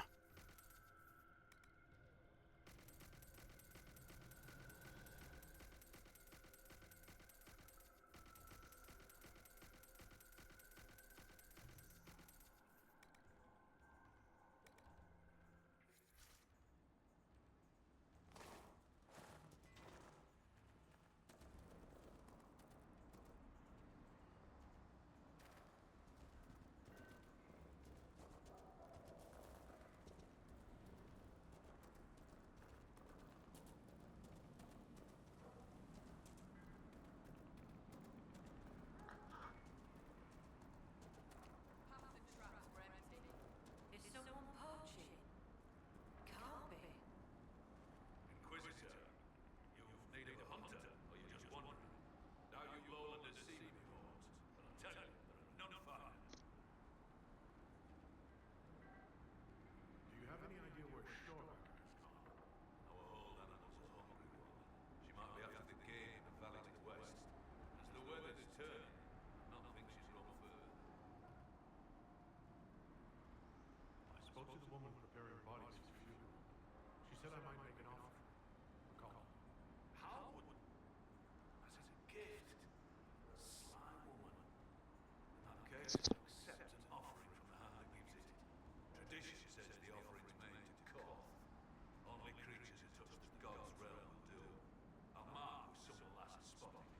It'd be an unmatched gift, Lord. I still pity Colin's son, though, losing his father's name. Farewell. Farewell.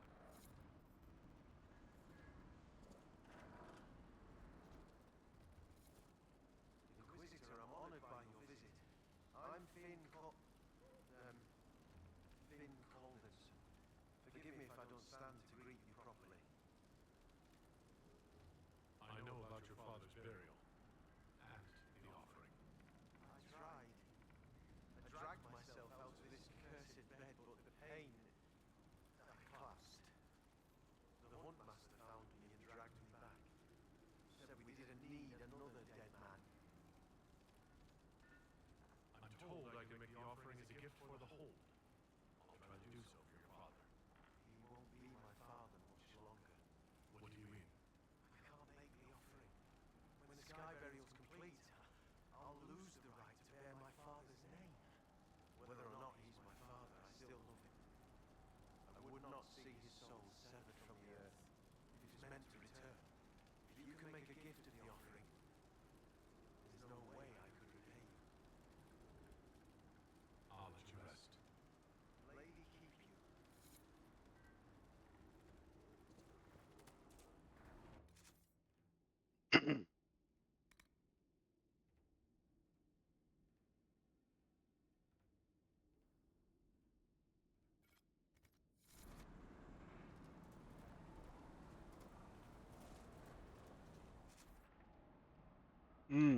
Delving that far, are we?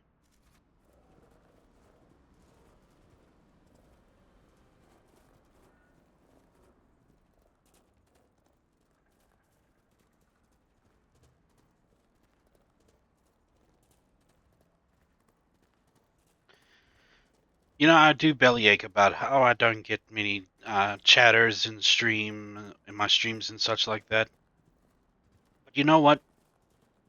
It all comes down to the fact that I'm not really much owed anything in that regard. No one owes me to come watch my streams. No one owes me a nice chat in my streams at all. No one owes me a damn thing. If I do make plenty of friends by doing this, then huzzah. And if I still don't have many people chatting in my chats, then I guess that's fun as well.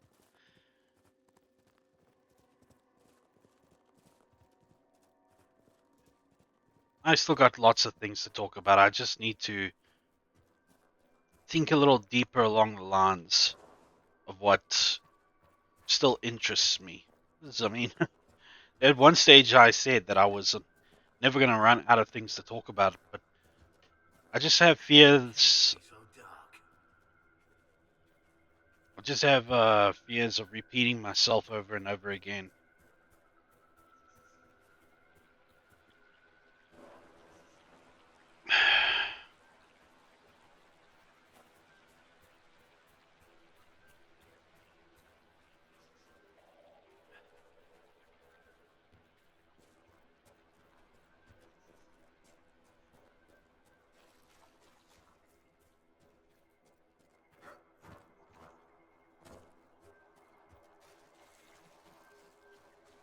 Barbwood, a parasitic tree that grows through the body of its host. Useful in alchemy, makes terrible furniture. What's so terrible about it? Barbwood doesn't die, it goes dormant. Spill one drop of water on it and it sprouts, and infests your other furniture. I knew a comte in Montsimard who had it take over his dining room. The circle cleared the infestation free of charge. Hmm.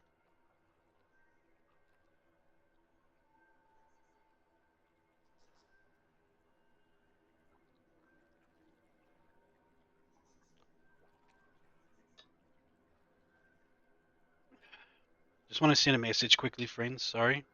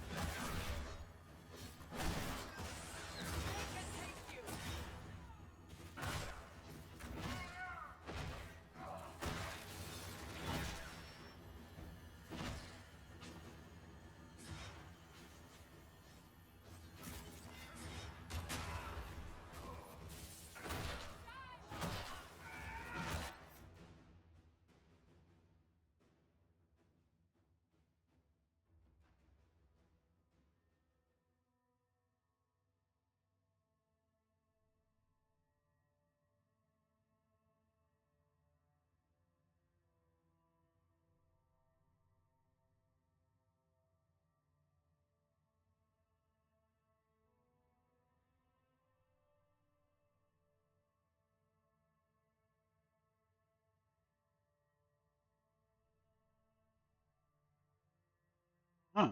How's that?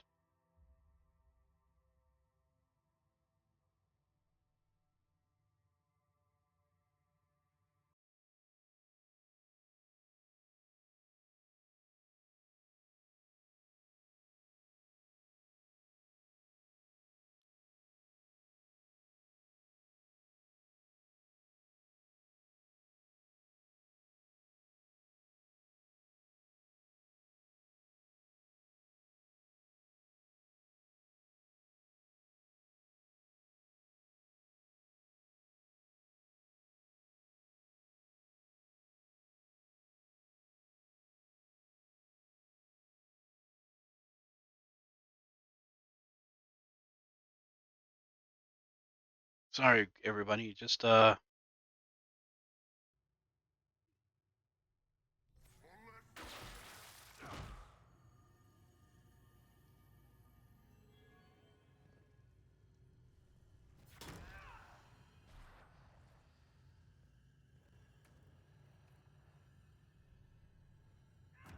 we don't have a rogue.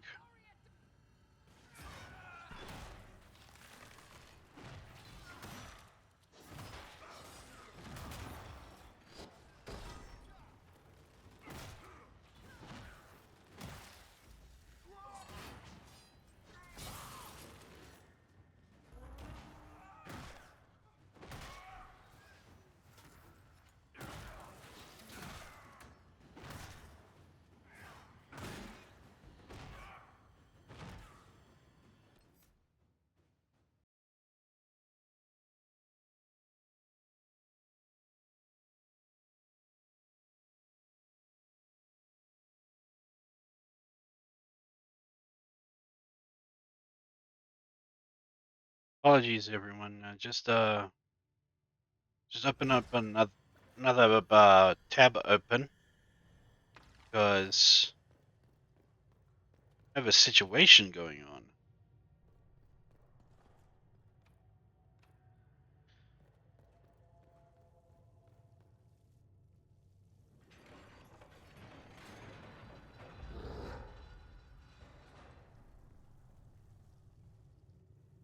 So now we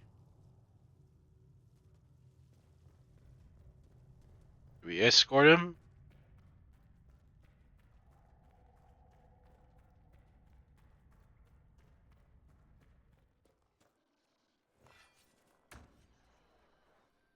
The lowlanders are free to sacrifice. Jaws of Agroth, destroy them!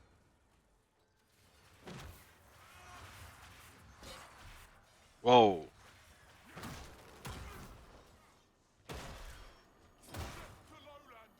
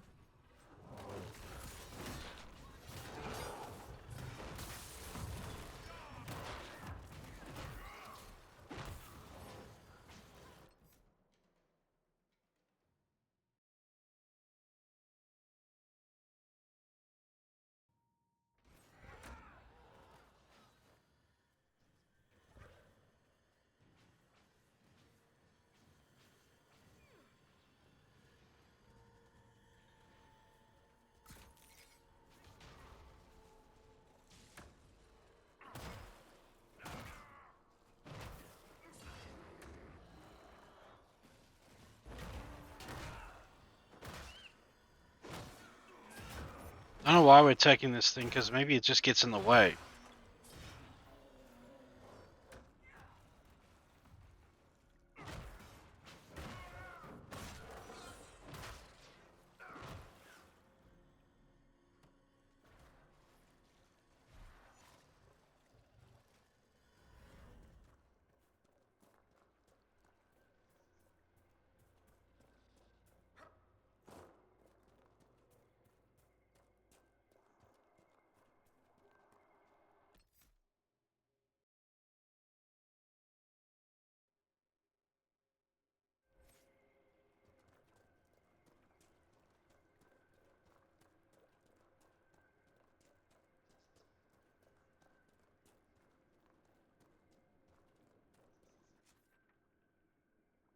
Yeah, let's just go.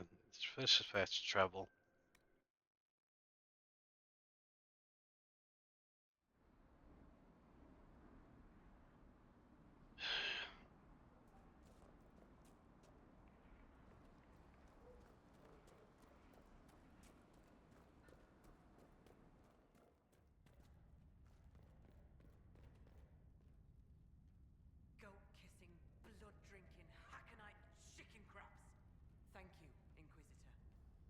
Storvaka has returned. My hunters saw what you and she did to the Hakkonites who held her. In trapping Storvaka, the jaws of Hakon broke their peace oath with Stonebear Hold. Our blades are yours. We welcome the help. More than you know, Inquisitor. My hunters brought items back from where they held Storvaka. I know what they intended. It is not something you will like.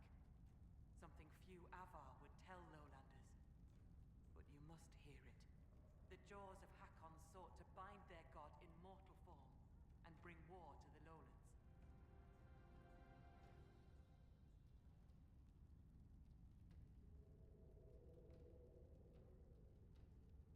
They wanted to send a god to destroy us. Could they wait until I'm done with the current god who wants to destroy us? You are right to worry. This battle is not yet won. Though you have given them pause, they will try again. Ages ago, the old jaws of Hakon did the same. They brought their god to life to destroy the lowlands. Their foolishness lost Hakon to all Avar. Now they would free him and begin again. Based on what we know, what must we do to stop the jaws of Hakon? Their hold is an old lowland fortress. It is shielded by a great wall of ice. Magic even the Hakkonites do not know. Level 24. Wall is magic, and we will scatter their bones. Sorry.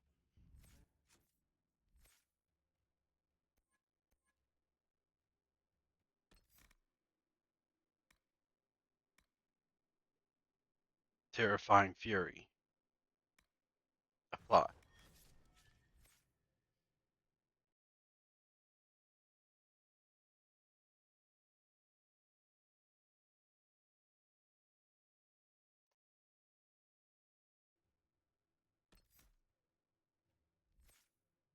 It never finds them.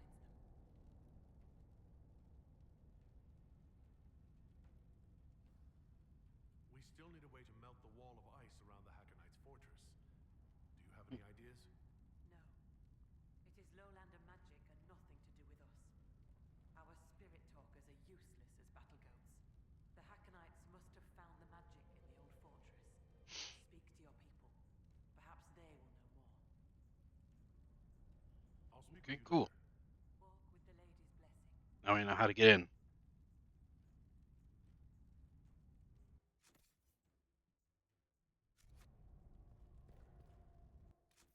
Let me see. Prospect Basin.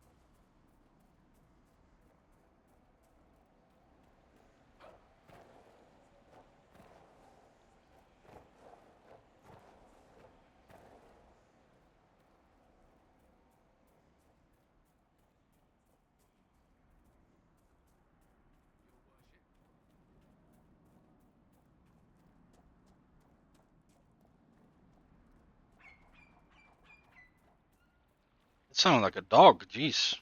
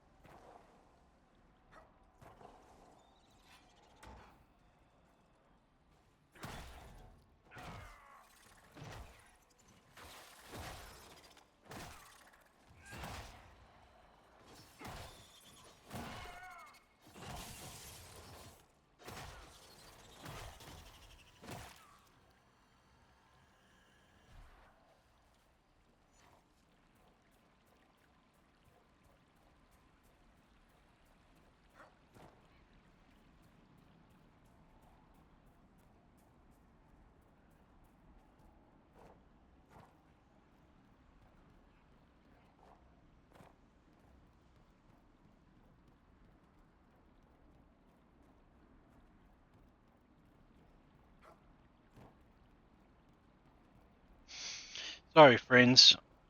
Enraged Smalley is doing a stream now,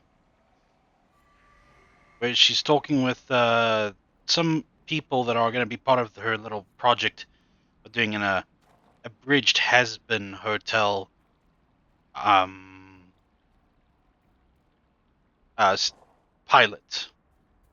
It's a project that everybody that she has called upon to be part of the project, and I'm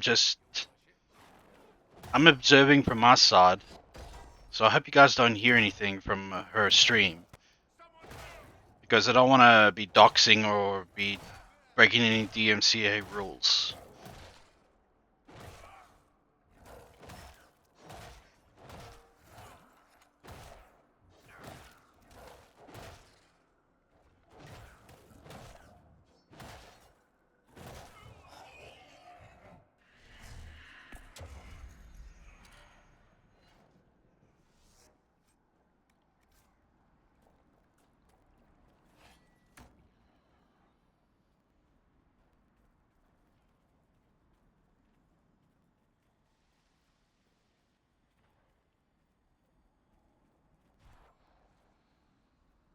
I'm just wondering if I shouldn't be like there now discussing the stuff with them as well.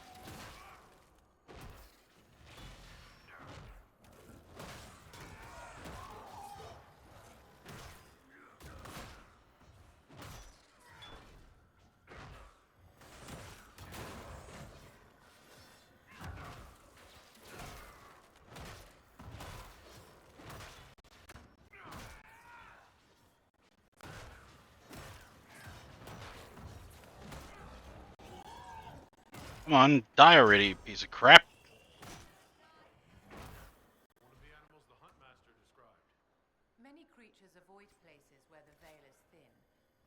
suspect this was an exception.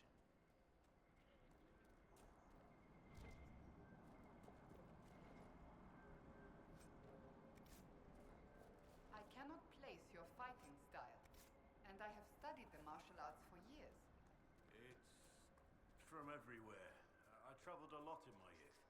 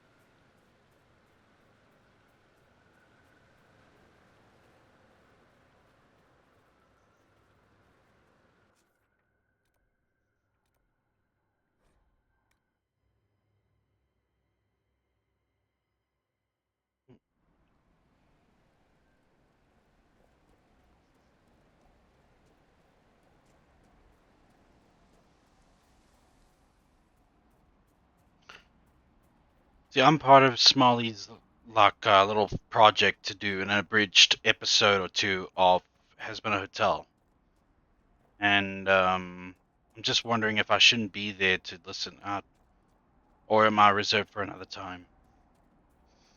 Because is asking like a lot of people from across the spectrum, uh, what they wish to, what would be a comfortable, like what position would they like to be in?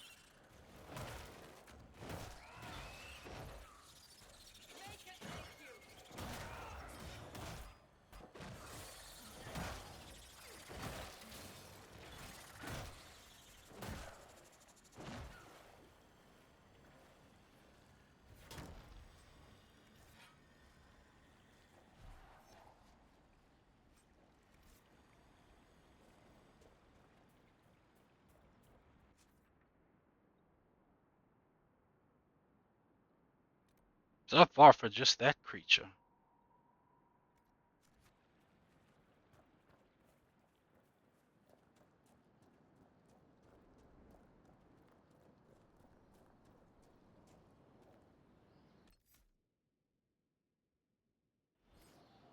That's weird.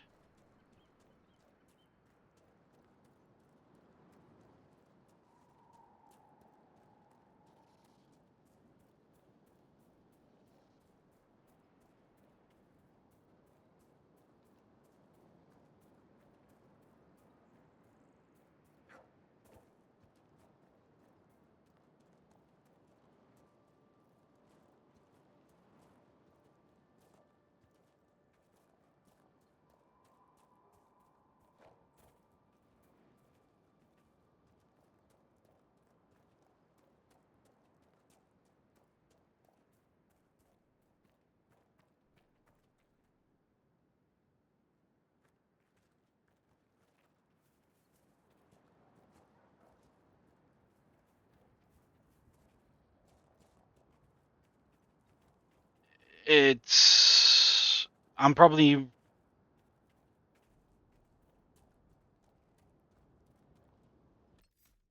Just want to hear quickly.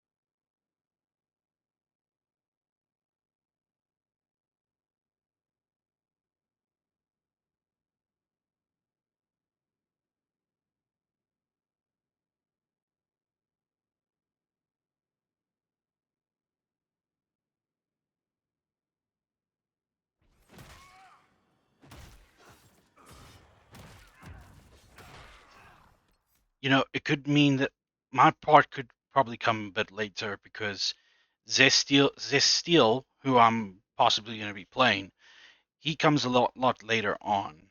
So that could be the case.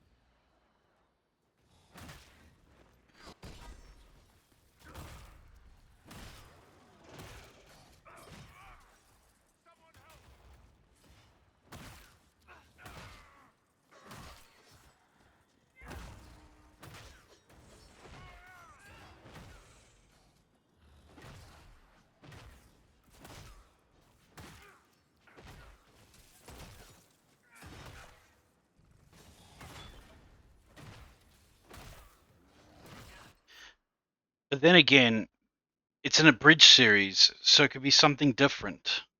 So who knows? I'll find more from Smolly tonight.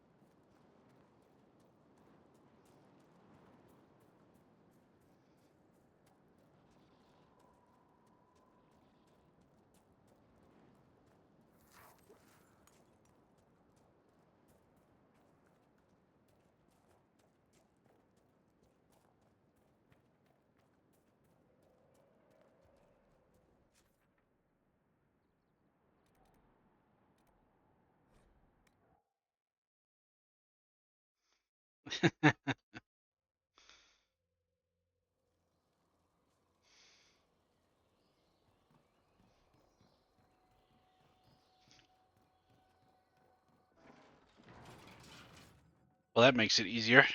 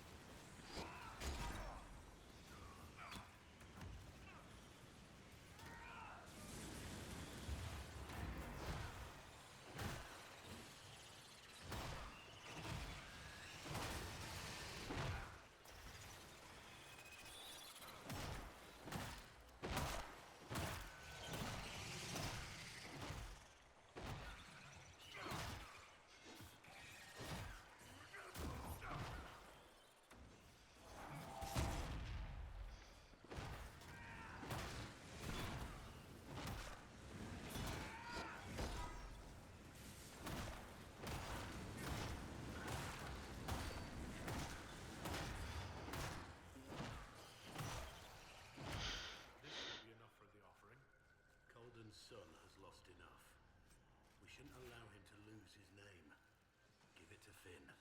Kind though that may be, it bends the laws of their tradition. It's something to consider.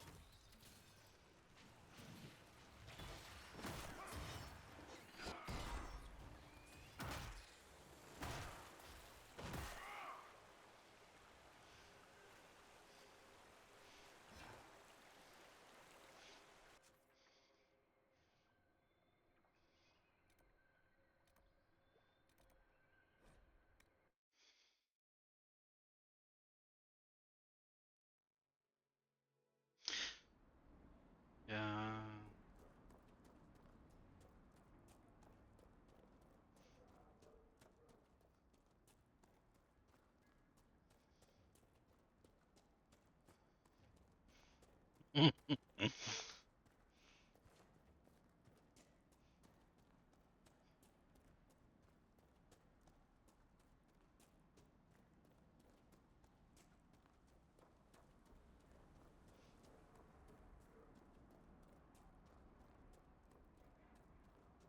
What did I tell you?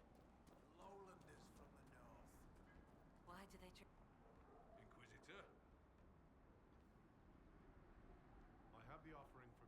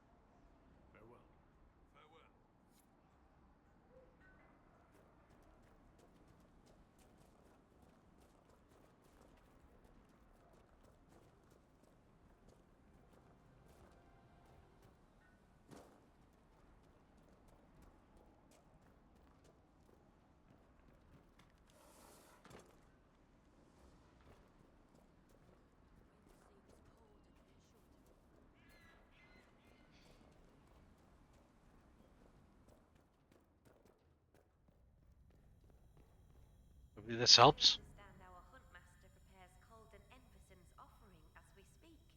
This gift is beyond worth. You have my thanks, Inquisitor. I must complete the preparations. I should be off. Lady keep you.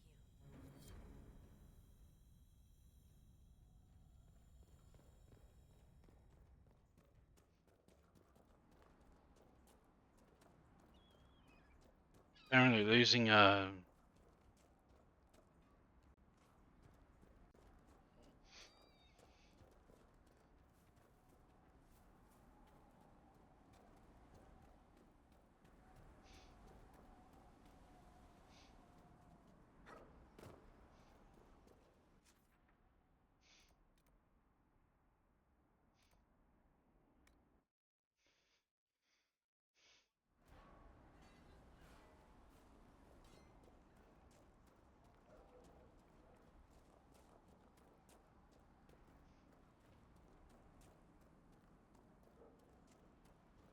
Seems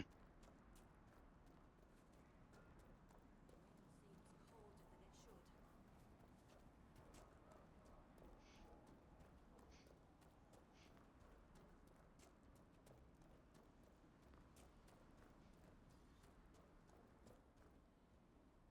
So, come to test yourself. How so? Our warriors want your measure, Inquisitor. Bring us an offering, and we'll let you fight Hakon's trials.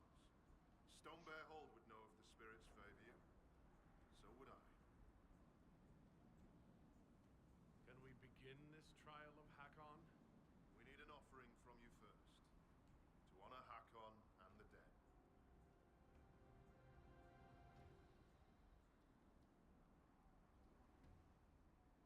Can we begin this trial of Hakon? We need an offering from you first, to honor Hakon and the dead.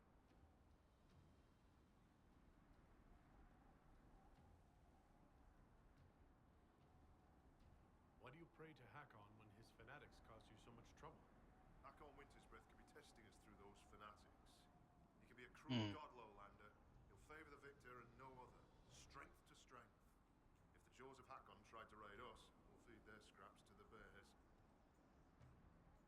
Very well. Safe journeys.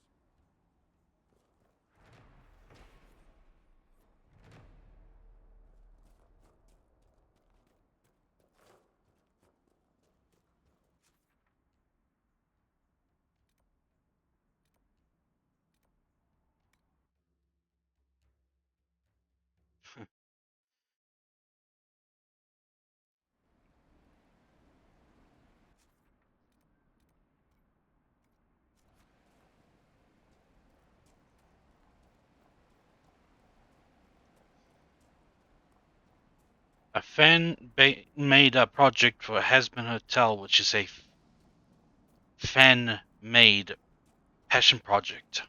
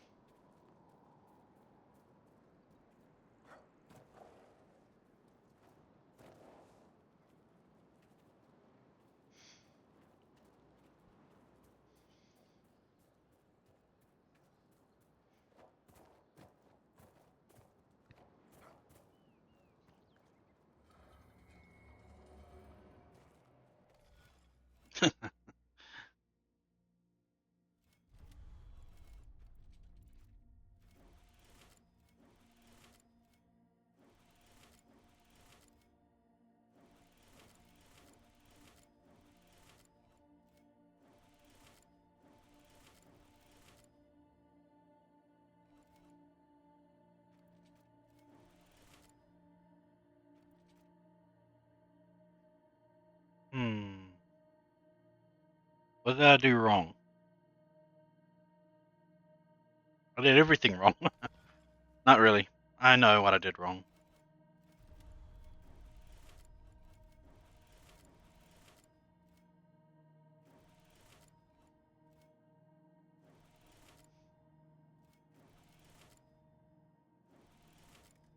Again.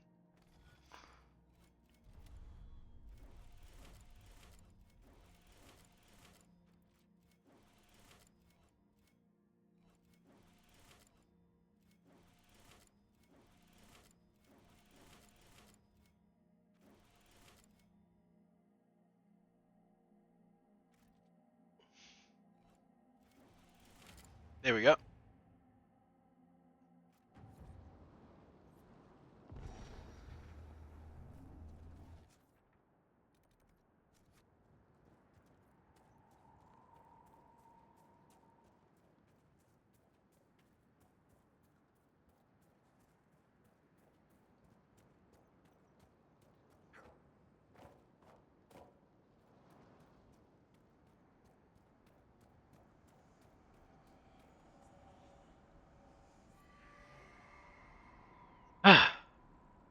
Only 4 more left and then I'm... Hey, Fineem, how you doing?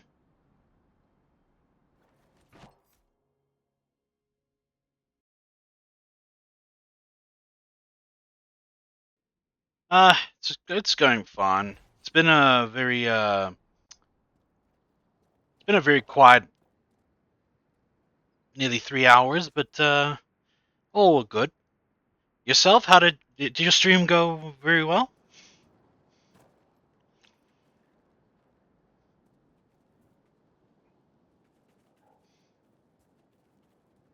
I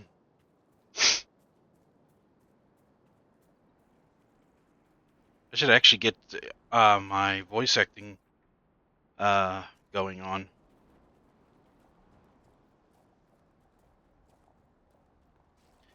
Ah, lovely. Yeah, yeah. I saw your. I think it was either on Blue Sky or was on Twitter. Headless Horseman GIF representing that you are playing as a certain character in WoW. So is that your character, the Headless Jack-o'-lantern or something?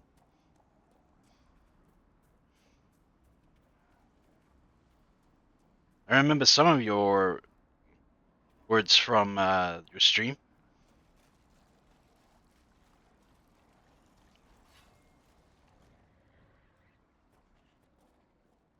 Not even looking for trouble, man. Leave us alone.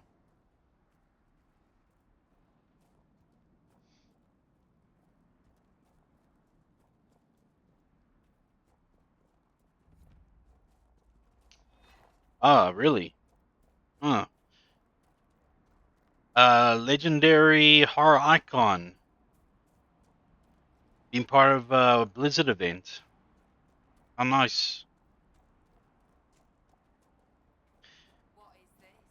Are the fishes of Stone Bearhole too rude to share a meal with friends? We're no friends of the jaws of Hack. Runa should be here. Where did she get to? Are you looking for someone? My cousin Runa. She's off north climbing the hills instead of helping with the cats again. Farewell. Good day to you.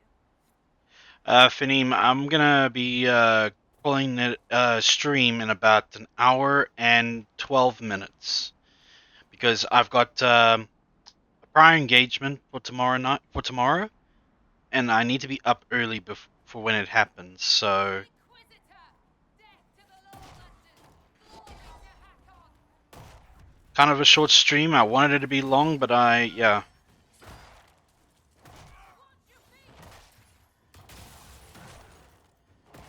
I believe the horse that the Headless Horseman rides is called Daredevil. Could be wrong.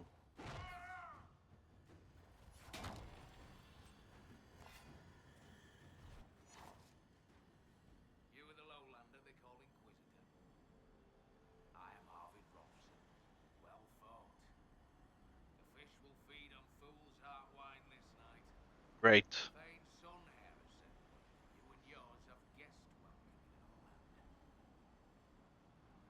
Thank you for that, Finim. I find myself in need of a boat. I need to reach that island. Lady's Rest. What? That island belongs to the Lady of the Skies. The spirits want us to leave it be. I don't wish to disturb your lady, but it's important. Thane Sunhair has given you guest welcome, and I have given you warning. The boat is yours. I hope you come back alive.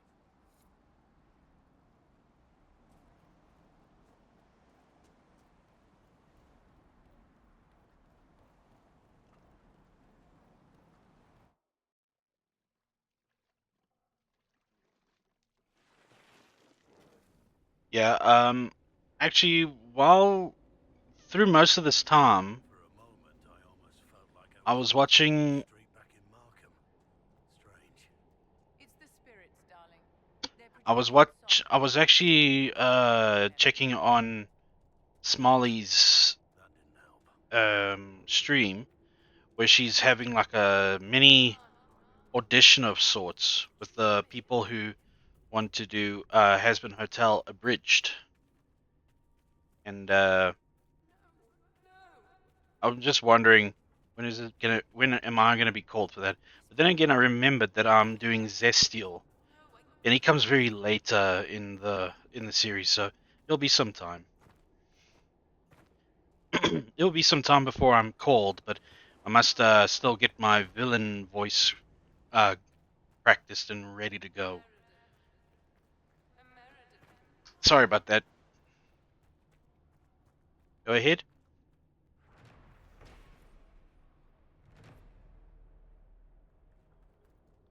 Is that a rift?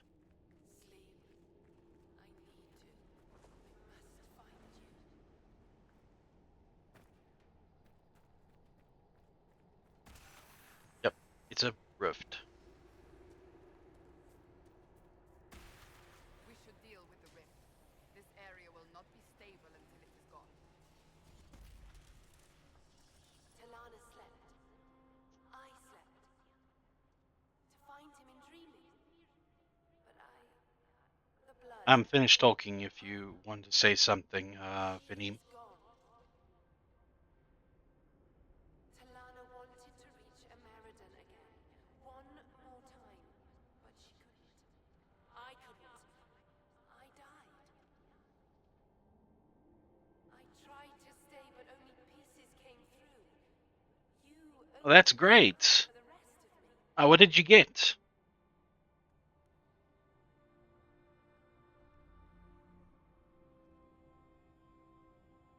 You or she wanted to reach Ameridan again. We're also trying to find him. Ameridan. Yes. Inquisitor.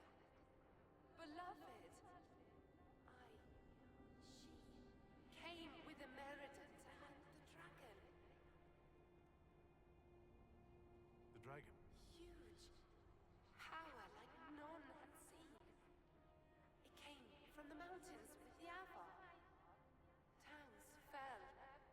All dead. One last favor for Emperor Draken. Slay the Avar dragon. Save Orlais.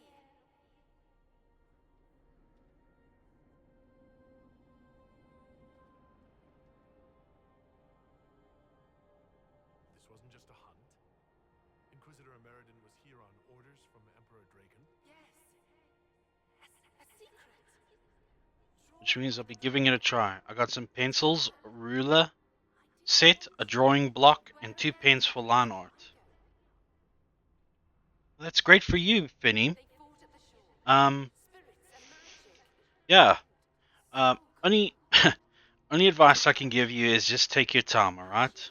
Take your time and work however you feel. Look online for all kinds of tutorials, and yeah, practice with whatever you can find. Practice makes perfect, and I need still a lot of practice. But that's great to hear from you, man. To wait for him. Forever waiting. Dreaming. Then dead.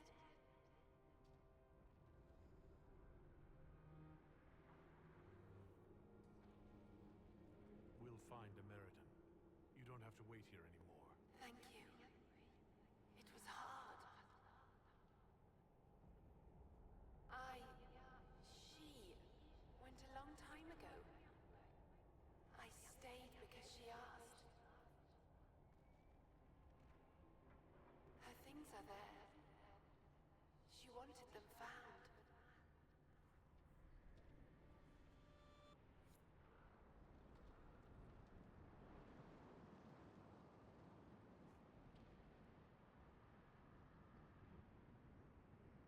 I inspired you? Um, I'm glad to hear that, Finim, but damn it, man, you're making me flustered. Because I went into a critical mindset when I took a look at my art one more time, and I thought to myself that it isn't considered real effort art for art. I considered my stuff to be incredibly um, basic and something that even a child would do, but um, and that what I've accomplished throughout the week was not. It doesn't mean much, but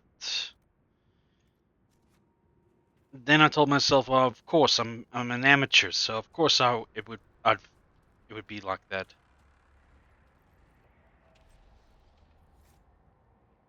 Well, thank you, Finim. It means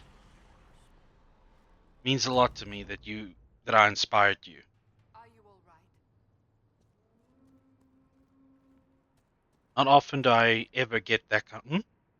The Inquisitor has gained a new ability, Aegis of the Rift. Use this ability to turn the veil itself into a magical shield that deflects enemy projectiles. Lovely. I should actually focus on my Inquisitor abilities more. Yes. But I'm happy to hear that, Finim. Not often do I get told that I inspire people, or at all. Kill the Inquisitor! Death is all! Hakon Lord! Someone help!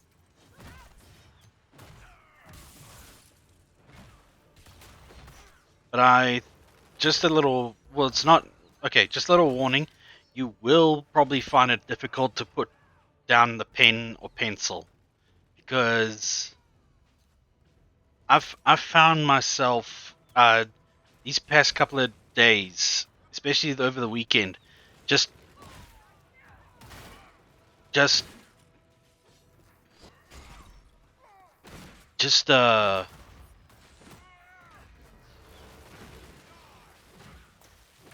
just sketching and drawing and designing here and there. It's it can be quite addictive, especially when you have when you feel that you're making progress. Don't get discouraged. It takes time, and you can only get better. It's true. It's true. But my problem was that I was already having like such high hopes of it being like already uh like say uh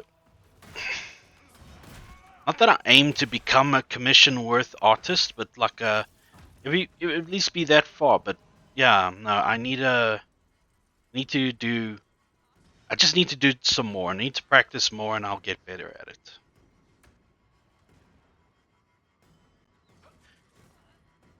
But I'm happy for you, Benim. If I can inspire you to do something positive, such as do art, then by all means, my friend.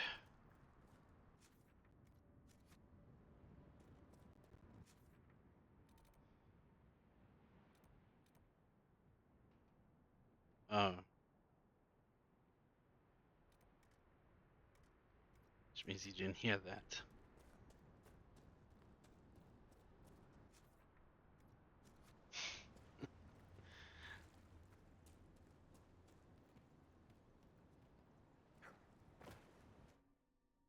I'm going to start with some basic lines, having a look at colors.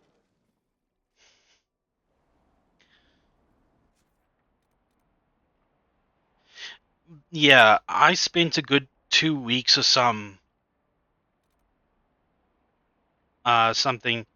on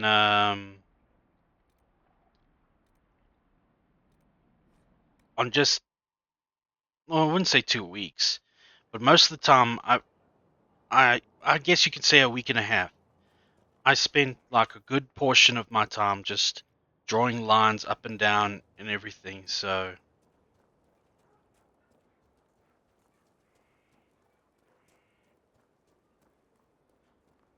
but then just went ahead and tried for the most basic method, in at least in my opinion, when it comes to sketching, and that I think I'll show it sometime when I eventually do art on my streams. A spirit on the island held the memories and possessions of Ameridan's lover, a woman named Talana. It told us that Ameridan was here on orders from Emperor Draken himself, and where he went next. Trusty's dimples. I may have received tenure from that sentence alone. American had a lover. Talana, you said. The Inquisitor's Lady Mage. There was such debate over whether she existed. And there were orders? This was a request from Draken? This changes everything. When I helped the Avar at Stone Bear Hold, we learned Yeah, that the once bound their god's soul to a beast. According to the spirit, I can't help but like get discouraged, but it doesn't last long nowadays. Thankfully, I don't get discouraged as to the point where I will end up quitting. Just enough to rethink my steps, especially when it comes to something that I am uh, on a journey of, I'm trying to progress in. It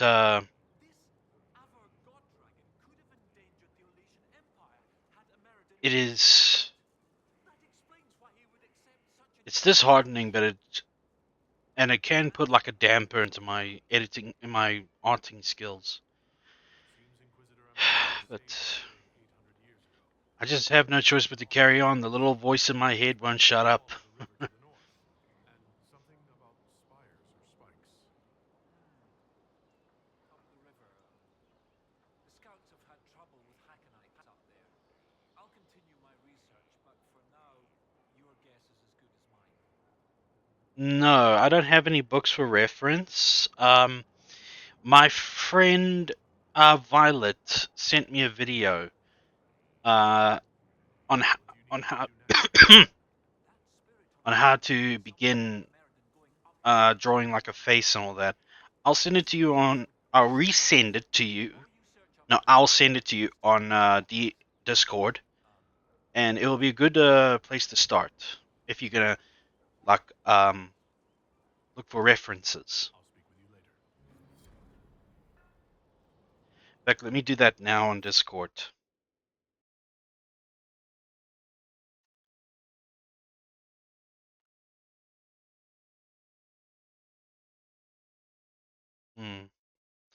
Must be in her server, yeah. Right. Forward.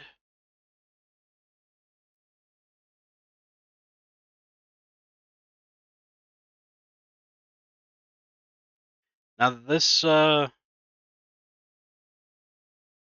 not?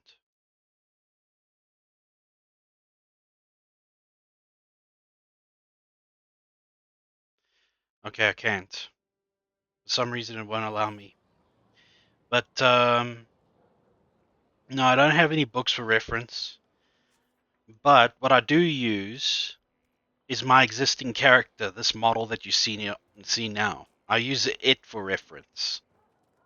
So if I had to give you any advice in terms of reference, use your model as a reference. I mean, you designed it yourself, or you had some play in its design, so go there. Of course, I might be adding a few things to the art just to show what I'd like. my model to have, but can't get it because of limited resources. Wait, I got 2 books for drawing, manga, GBs, if you're interested. No, it's okay, Finny. When I get to the point that I want to draw chibis or anything of that manner, I'll definitely look up online. There's plenty of places I can find. Let's see if I can send it to you now. Um,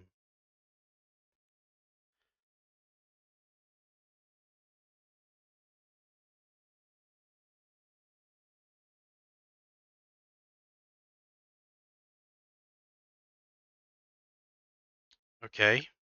For some reason, it doesn't want to give it want me to give it to you. Hopefully, I downloaded it. And here we go.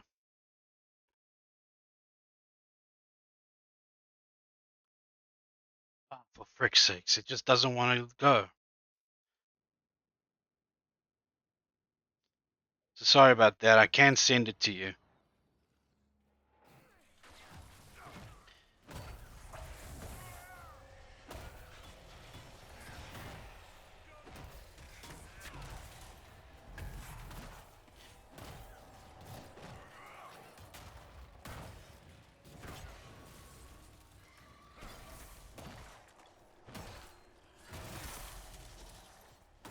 But my okay, thank you, Finny.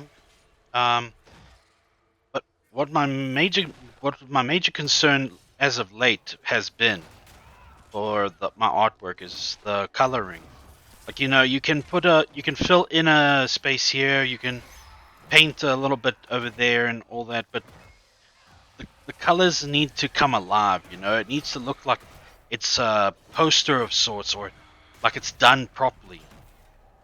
Um, and that was what I was having problems with. But after doing this for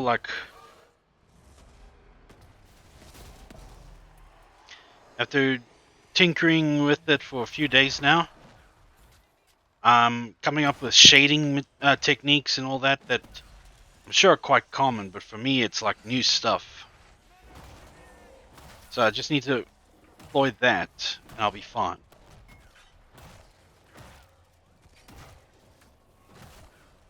Yes. Um. Although, uh, although you know what? I did run into a few problems. Uh, One problem I kept on having was that I didn't, at least with the program that I'm using, I didn't change the layer that I was working on when I was supposed to be working on for something else. So let's say, for example, uh, on my model, where I'm supposed to be focusing on the headphones, right? I'm I don't go to the layer that is for the headphones.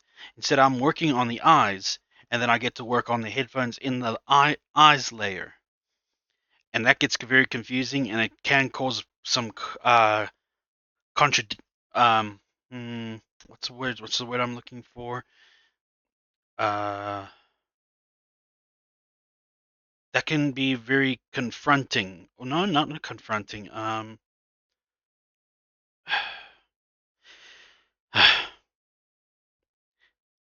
That can cause problems later on, especially when you want to keep like original colors, or you're trying to make like the whole picture come alive.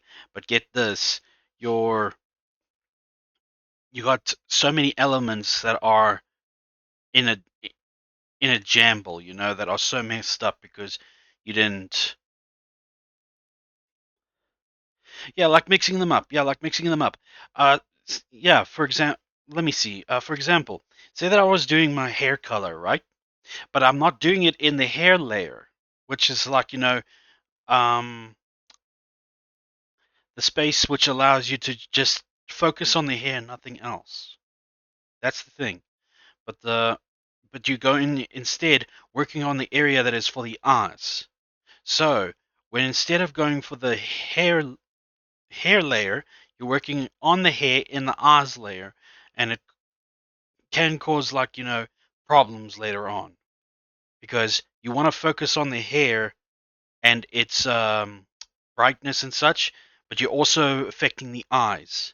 I noticed that pretty much with my model, with my art, and it set me back a few steps, but I managed to keep up with it. I'm currently fixing some areas at the moment, but it's going to take some time to edit it all out. And I need to rethink on how I'm going to present the hair and the headphones together. Because thanks to some healthy, constructive criticism from Violet, I at least know where I need to work on. And that's the problem with these kind of programs, though. If you're not used to it, it can get very confusing, especially when you don't label the things that you are working on.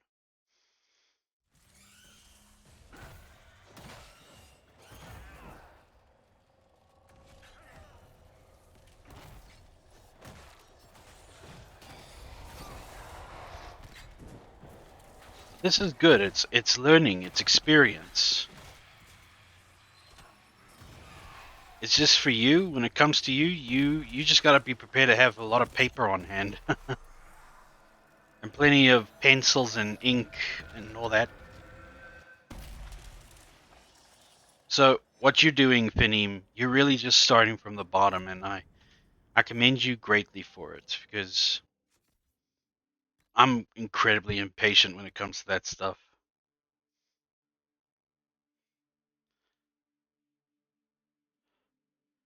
Well, it does less damage, but it's an axe. I think I'll take it.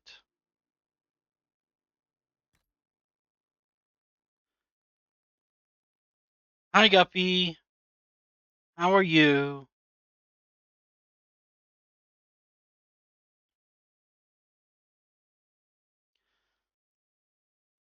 Yes, I'm glad because I know that because you're starting from pen and pencil and paper and some pens as well.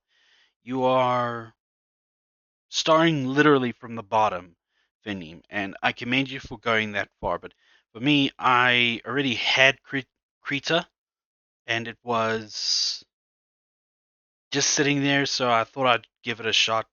And thankfully, I have a drawing pad and everything. But I guess I already started with the whole pencil and pen thing. But when I was a kid and a teen, so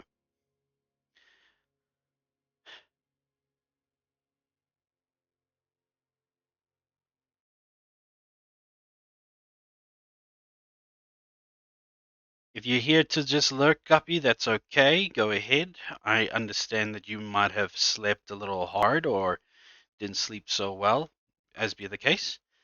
I hope that um you are well altogether though.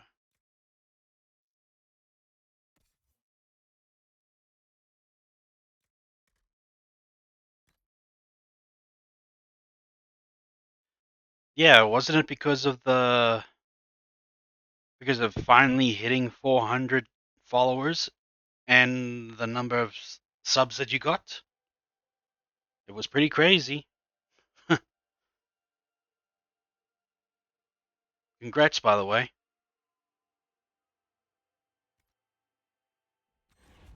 You must be so chuffed.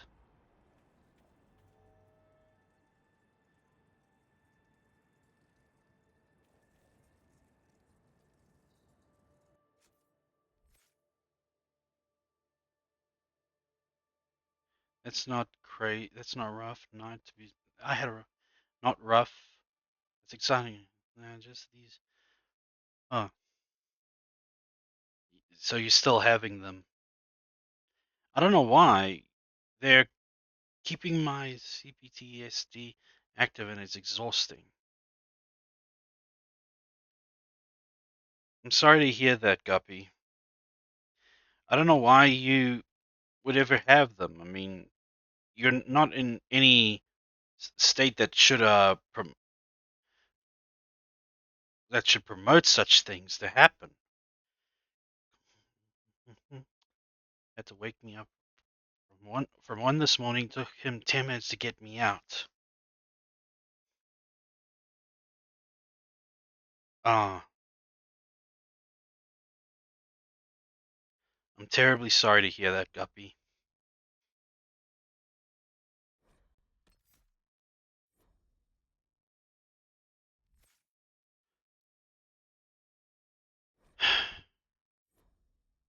But I was lucky enough to have a few years break, but they're back, it seems. Is there anything that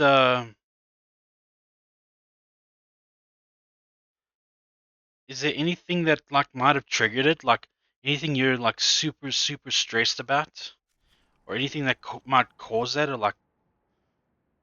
or does this just come and go like a storm?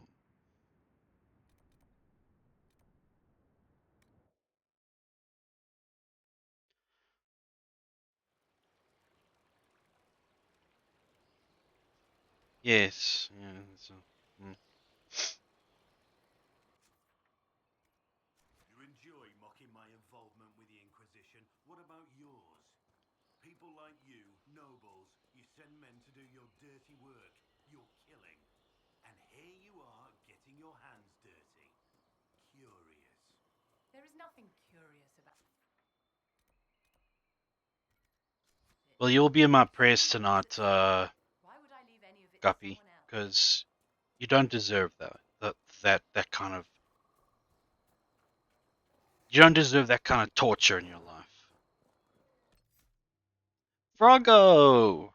Welcome, Froggo! Oh, Bulborb.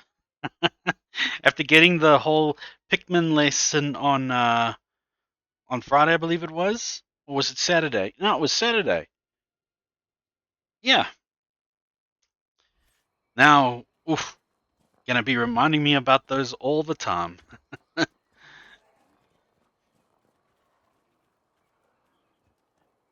You know, Guppy, I think with the amount of love you've been receiving from your followers and your friends alike, it will take time, of course. I mean, you you've got like a month or so ahead of me in when it comes to streaming and such.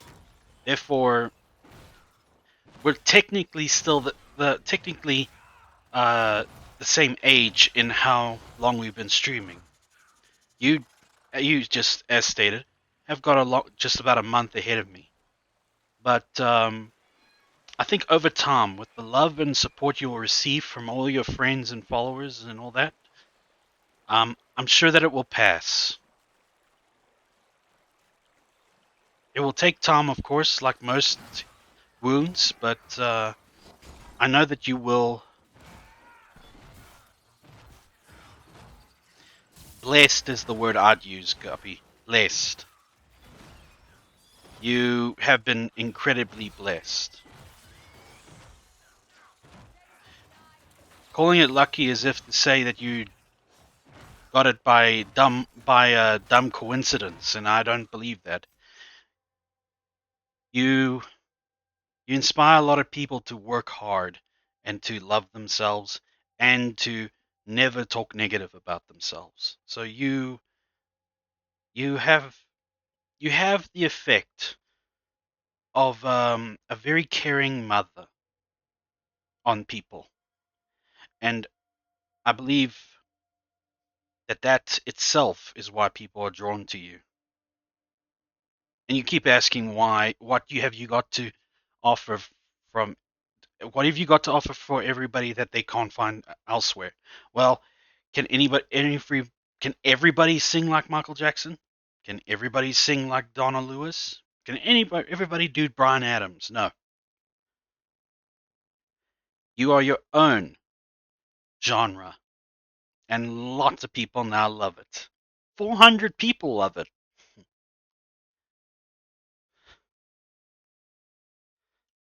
Wait, hold on. What's this? This is how I'll be entering stream now. Well, I wouldn't have it any other way, Froggo. Be however you want to enter. Go ahead. I'm just here talking to Guppy about how much of a blessing she is to everybody, and how blessed she is of getting the amount of success she has in the amount of time she's been streaming. She's incredibly blessed, and I only wish the best for her. And I'll pray for the best. This stuff has been lifelong. I know past traumas are at play, and I don't know if I'll ever have a life without the nightmares, etc. That's what people were saying yesterday in chat.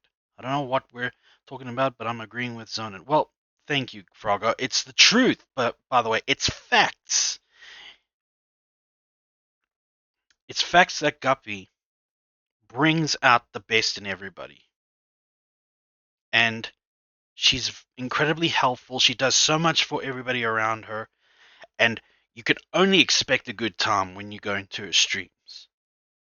Not to mention an angelic voice that matches a siren. So, yeah. And what can we all give, at least allow for her to do? Be a little vulnerable in front of us all. Because no one's going to judge you. Just think of it, Guppy. How many negative interactions have you had in streaming with people? I mean, like last night, you said that a person just jumped into your stream and, mocked your weight. That was one person. And then the last time, the person gave you lip because of their lack of playing ethics in Dead by Daylight. So, but since, at least to my knowledge, you've had nothing but positives. So there we go. A positive influence on everybody, and everybody just wants to return the love. That's all. Kay has mommy energy, and I've got the mother energy. Yes, indeed, you do have the mother energy. Mama energy from Kay is, well, spicy. Yours is like, hot cocoa in the middle of winter, wrapped around in a snuggly little blanket in front of the fire while reading a good book. That's your energy, Guppy.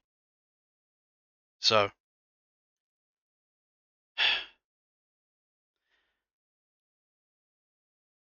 I cannot tell you to just accept everything that is happening to you as a blessing because you deserve it. I can't tell you that you must do that. Accept it. Yeah, it's up to you to accept it. Hmm. Yeah, Guppy, good. I need Pikmin emotes for myself. It would be fitting for you, eh? Was that Guppy? I don't read good books. I write good books. Well, then that's for you, Froggo. Sitting in front of a fire with a cozy little blanket, writing a good book. With, I don't know, a little seal pup next to you. Oh, wait, that's for Guppy. For you, it's a frog. Imagine a big frog the size of a pup. Damn. Oh, wait, there is. They're called bullfrogs. Anywho, yeah. So, I like to think, Guppy, that the moment you started receiving results of your success in streaming, I like to also think it's the beginning of your healing from the past trauma. It will take a long time because, yeah, mental scars are harder to get rid of, especially if they run so deep it's emotional.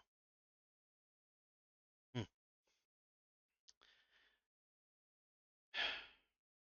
So if you need to sleep some more, Guppy, go ahead.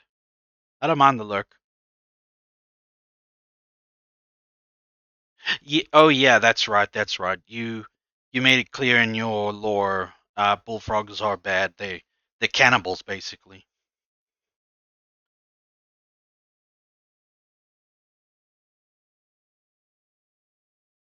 Hmm.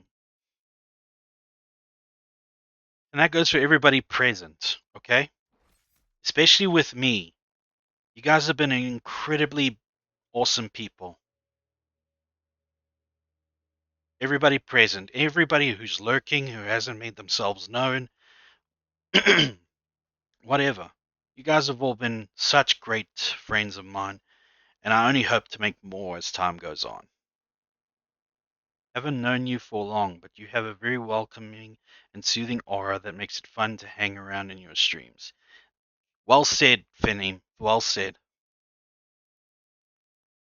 So,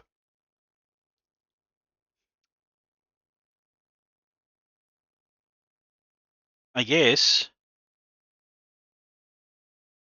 we just gotta overcome the mental scars that Guppy suffers from with as much love as we can give her. Don't you guys agree? Or should I say guy and gal? Guy and gals?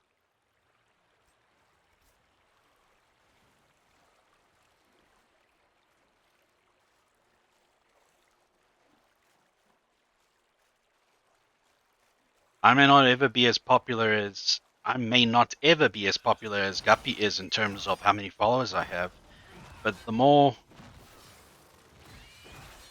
I can make people feel better about themselves or at least feel comfortable around me, the better then. Whether it's a small number.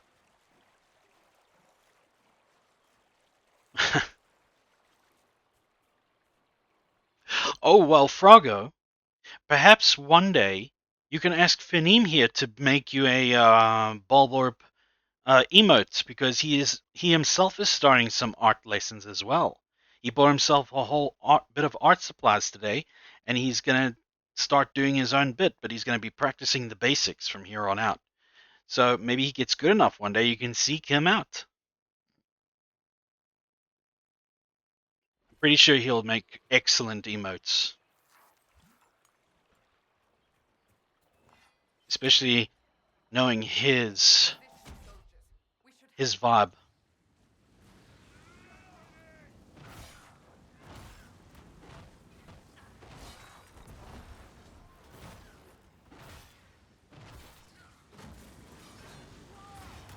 Don't sell yourself short, Finim. If you put your mind to anything, I know this is cheesy because it mostly comes from every single cartoon ever freaking made about friendship, My Little Pony. If you put your mind to it, you could just do about anything. Look at me. I 2.5 weeks ago I couldn't draw to save my life, but thanks to some inspirations, Guppy, I I put my mind to it, and now I'm addicted to drawing. In fact, just to be honest to you guys, just to be honest to everybody, I'd rather be drawing than streaming right now. But hey, I'm gonna include drawing into my streamings eventually. I just want to get a little bit better.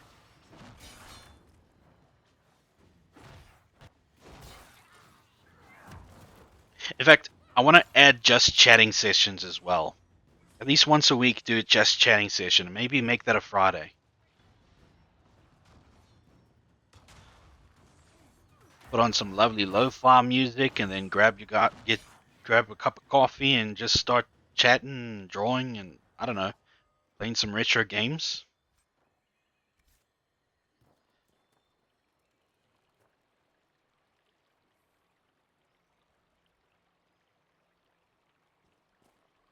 Lieutenant Farrow, sir. We've beaten back those Hackenite bastards. My men and I will hold here. The Hackenites along the river still pose a threat. It is all true, Guppy. Time to fortify and regroup. Every single word we say is straight from the heart. Between the And if Hackenites Finim says it, you know it's true. maintain a presence. The river's the best way for the Inquisition to send supplies from Skyhold, or it would be if we could travel safely along it. The Hackenites set up camps near the banks. BT dubs, Guppy, and well, yeah, because you're a sub. You subbed for me, so you can hear this out. I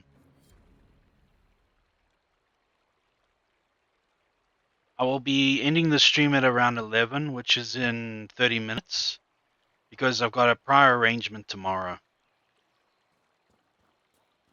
And yeah, and I need to be up early for it. Just thought I'd let you know. I like to keep you in the know how about my biz whiz.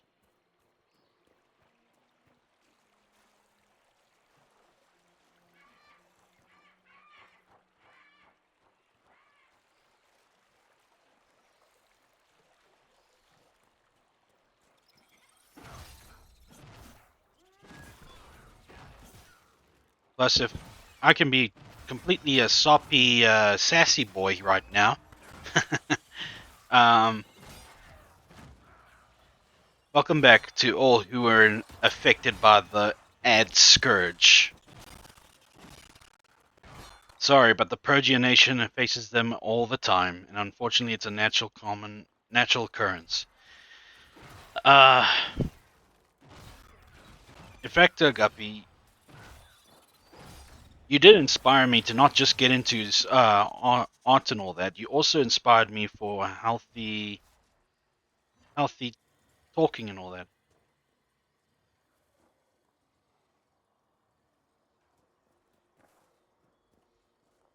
Yes, Frogger, that's true.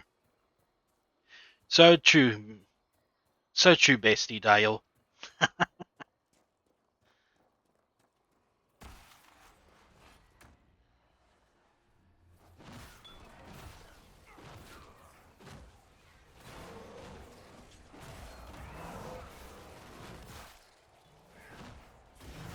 People from my stream know about it. People from your stream know about it. People from other streamers know about it.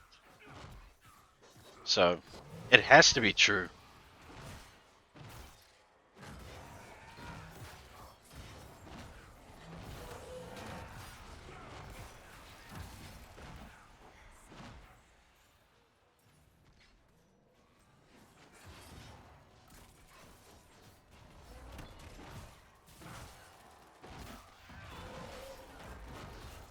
By the way, Froggo, what do you call your community? I call my community the denizens. Guppy calls hers the seal pups. So what do you call yours? And by the way, Finny, man, I'd like to know what you call your community.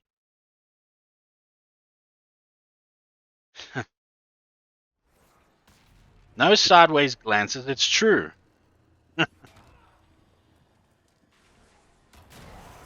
It's only reserved for negative talks and self-talking and all.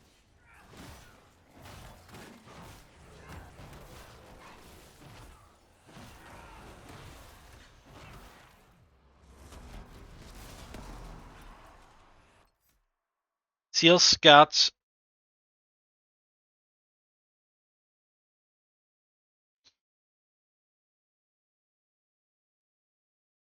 Seal Scouts, but pups also. Okay, Seal Scouts, got it. We all. I'm probably gonna butcher this word. Hillydens? Hyliddens?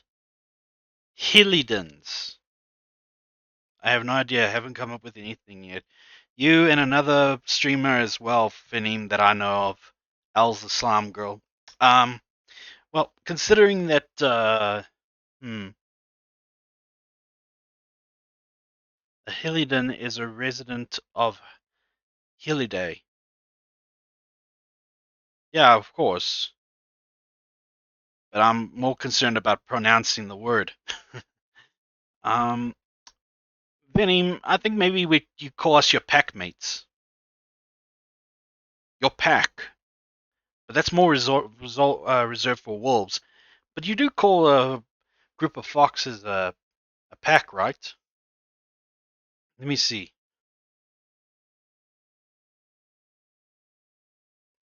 Pack of foxes. I mean, a group of fox. A group of foxes.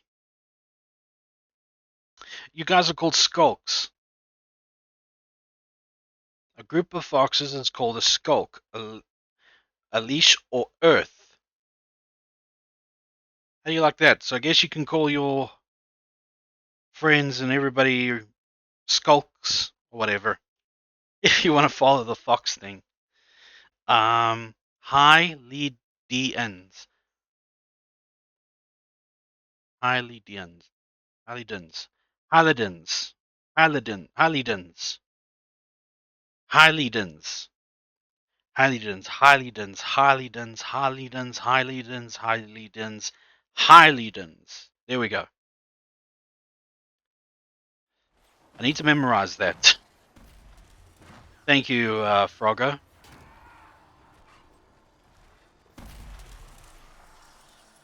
Well, there's no real need to call your community anything, but I mean, if you're interested in that kind of stuff.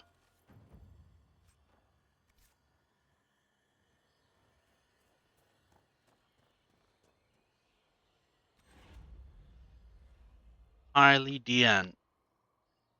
Hylidian. Hylidian. Hylidian. Hylidian. Hylidians. Hylidians. Okay. I suck at pronunciations. English is hard. Just let me learn Japanese and I'll be fine. I'll speak Japanese for the rest of my life.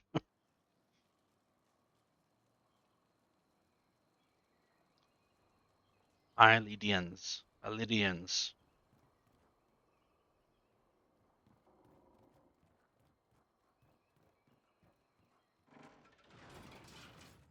Hylidians?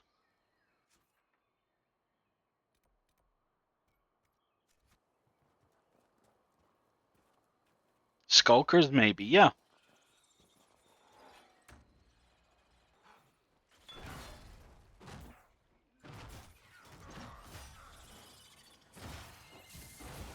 Well, a fox does lurk.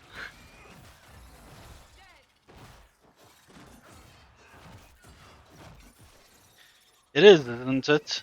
Japanese? I'd live in Japan if I could. But but I'm actually a little concerned now about Japan. They're becoming a little bit more hostile, especially to foreigners who move there. Making it extremely difficult for us to cope there.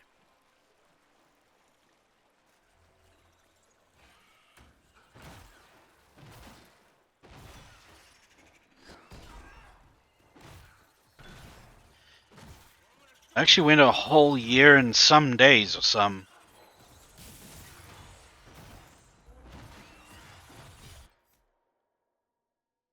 I'd love to travel there someday.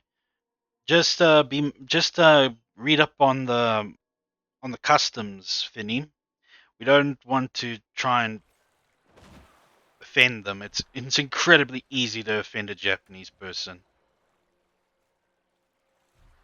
because they go through the first like 7 years of their life just learning manners and basic human etiquette, and then from ages 8 to like 12, then they learn like elementary school stuff, and then from 13 onwards, it's basic life skills and history and geography and all that of their country. Pardon me here.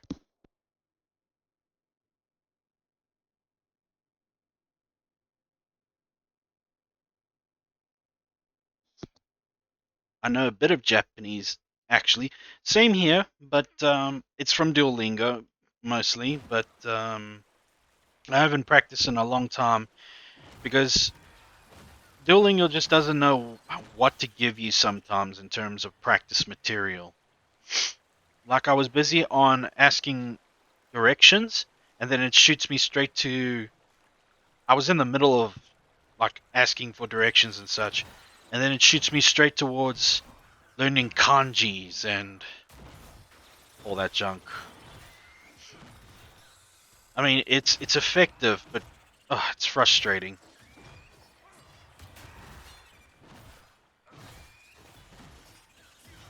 In fact, with that Apple VR headset or whatever it's called, especially at tourist areas. Yes. Oh man, it still makes me so mad when I think about that one tourist lady taking a picture of a of a What are they called again? A geishi?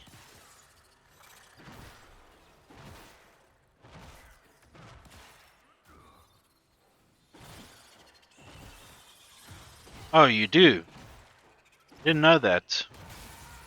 But I will. But if I ever do visit your island, if I ever do come visit, I promise to be on my best behavior.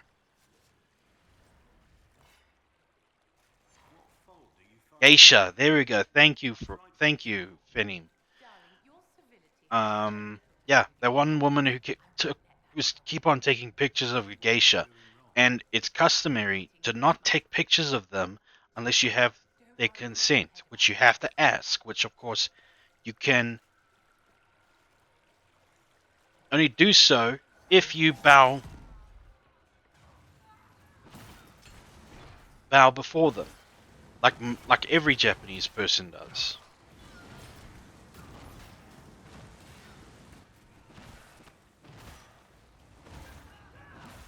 Oh, so you actually do like written practices, huh? Lovely. Do you have like a whole do you have like a whole calligraphy set?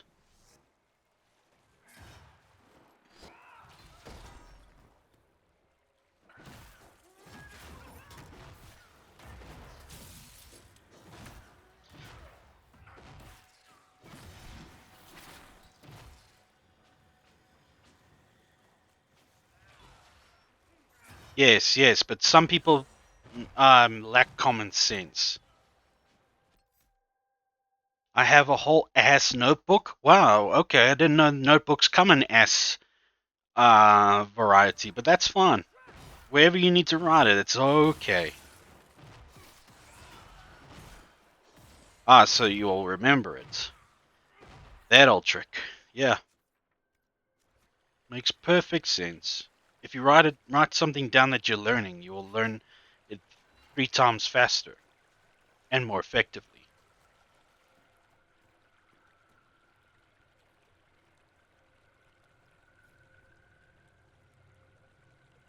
No, oh really? Now there's even one. Oh, brother. Yeah, I actually should do it myself as well if I plan to be serious about learning Japanese because one day I do also want to travel there. I want to be able to afford an entire month of traveling across Japan. One day.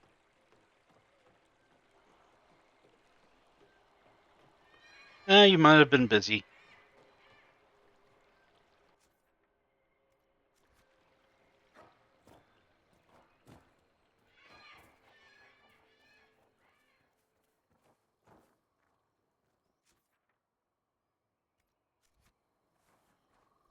Um, Finim, is there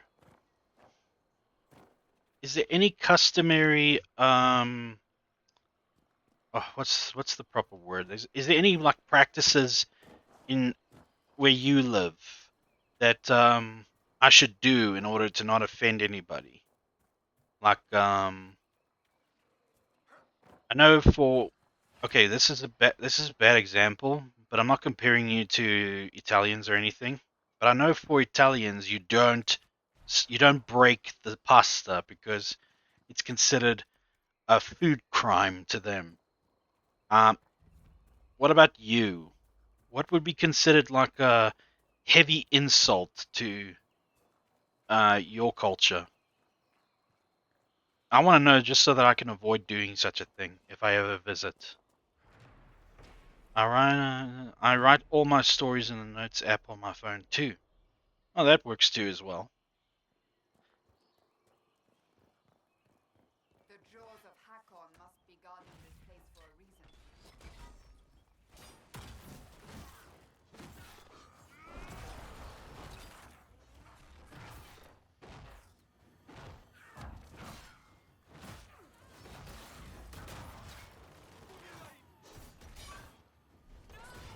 Understood, Froggo.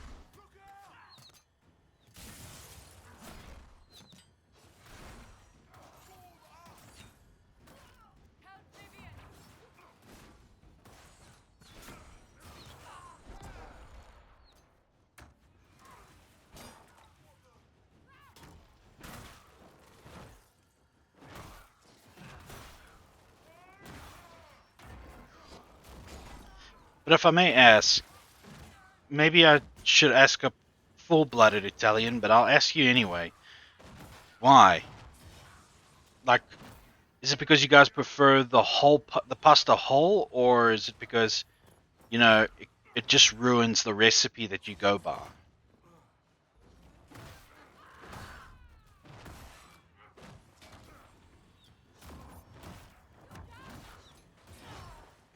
I like the threat of every Italian when you do break the pasta. You break the pasta, break your spine.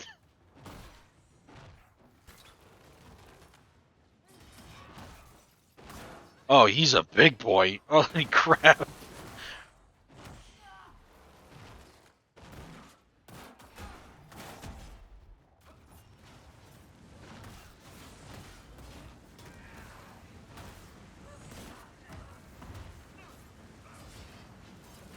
Well, I will look. You'll have to ask a full-blooded Italian. Okay. But as at least some Italian ancestry inside you, you're culturally obligated to follow what your ancestors believe in. I understand. I have Scottish ancestry myself, and no, I don't. I don't eat haggis. I never had haggis in my life, actually. I hear that's pretty good, according to them.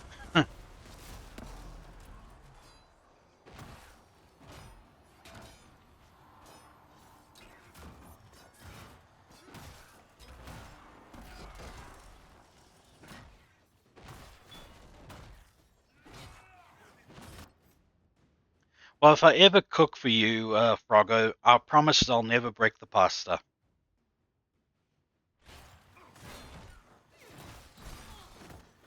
The only reason why but we do break the pasta in my house, but only because um, it's a preference to my mother, considering she rather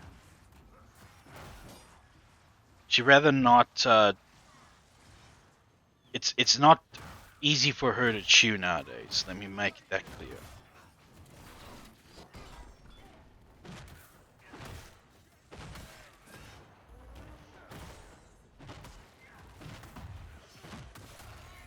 I know, it's a crime. I'm sorry, but the thing is, I, most of my cooking is tailored towards for my mother, so that it can be easier to chew and swallow.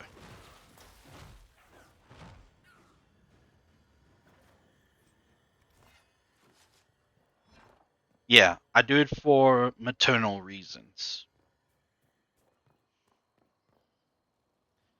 Holy moly, what was that we just went through? But I do hope one day to have full, authentically cooked This must be what the spirit meant. or Italian food, like straight from I can Mama's tell this is oven. an ancillary station, likely a scouting post for the larger structure to the east. What can it tell us about where Inquisitor Ameridan went? Hmm.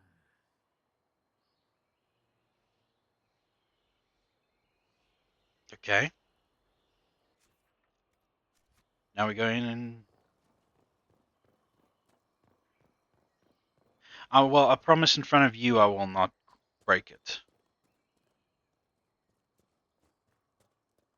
This is Tevinter, from well before the last Inquisitor's time. I understand they use such tiles as locks. Interesting, though not likely related to Ameridan. Oh, jeez, this kind of puzzle? Really?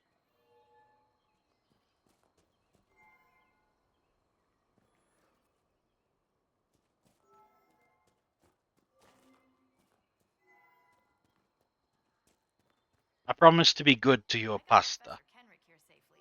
The rest is up to you. Lady Harding was quite nimble in the wilderness. I'll be watching to make sure the Hackonites don't come back.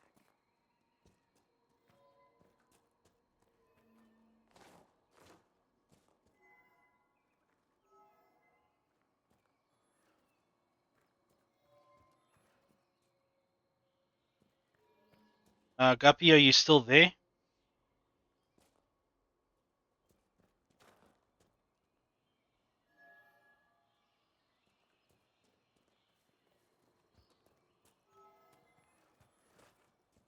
Oh my word, this is already infuriating.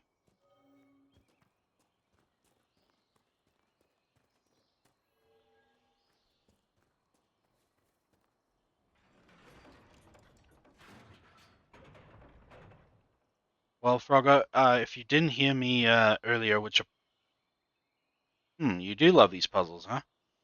Hmm. Yeah, well, geez, what's a good example of these kinds of puzzles? Jeez, some hacking or whatever in some games. If you could replicate the shape in the tiles, something would happen.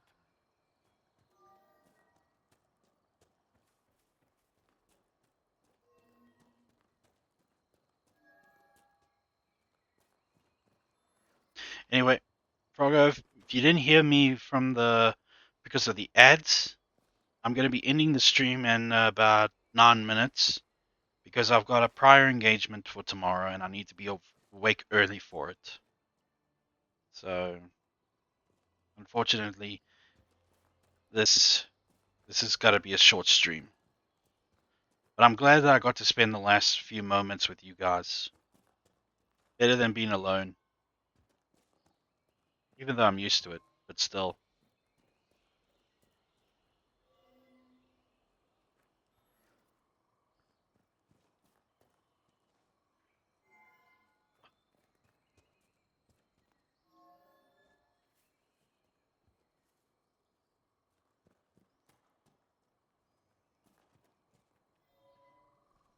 It only wants one tile open for that side. Icky.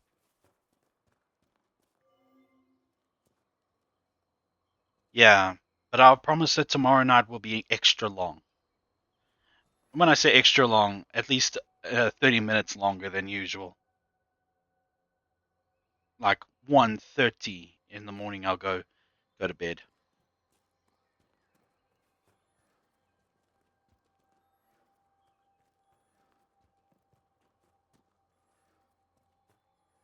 Let's just say that what's happening tomorrow what's happening tomorrow will earn myself some bucks,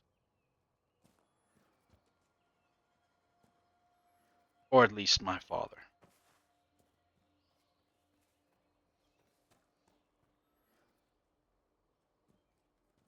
Hmm.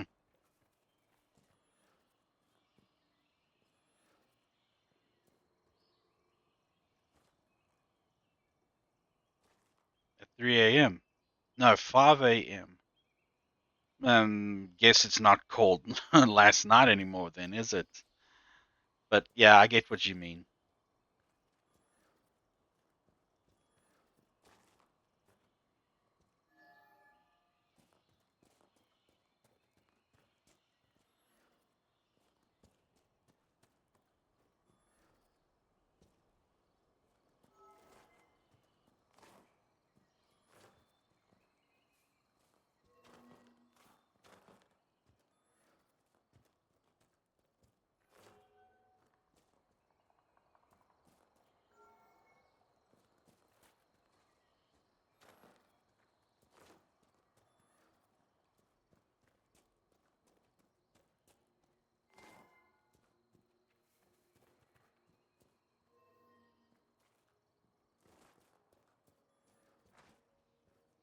Oh my word.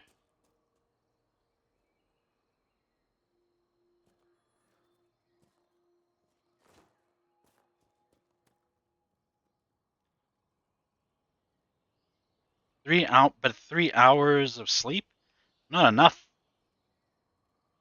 beauty sleep, Frogger. Not that you need it, but I mean, still gonna need to catch some Z's.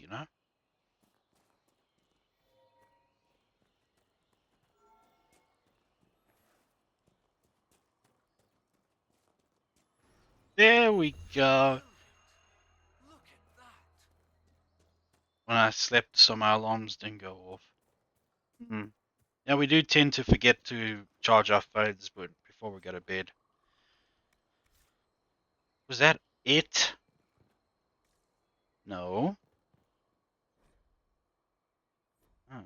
I can go off no hours of sleep without coffee. I'm fine. Ah, jeez.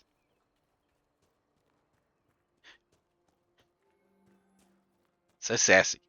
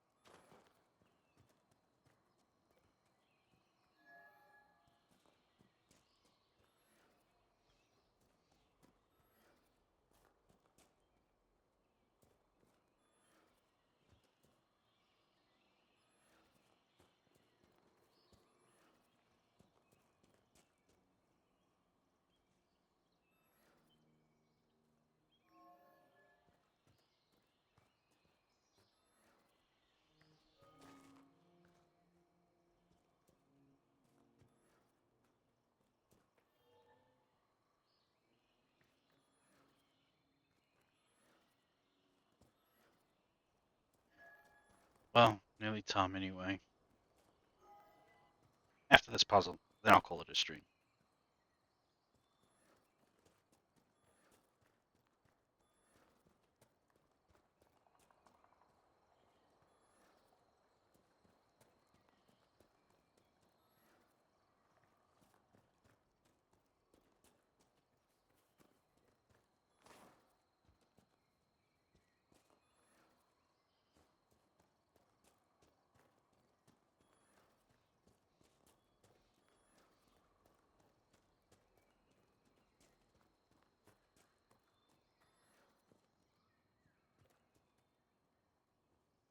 I got like 7 hours sleep anyway, minimum.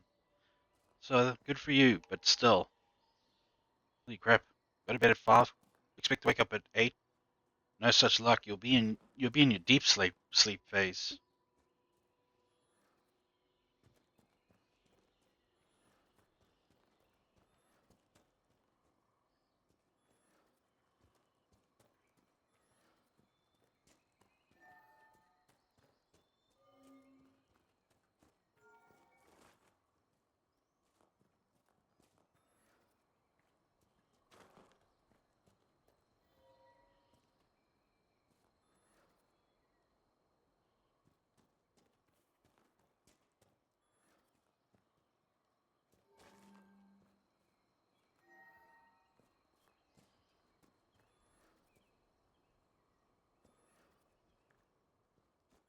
I saw how to solve the puzzle, but it's too late.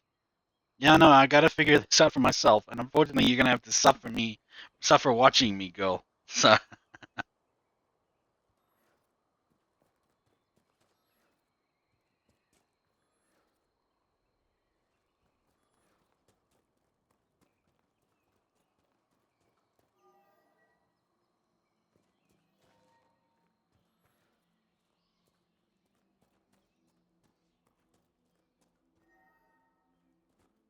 now look who elected the way of pain. As they say in the Shire, don't start one if one be none, mother.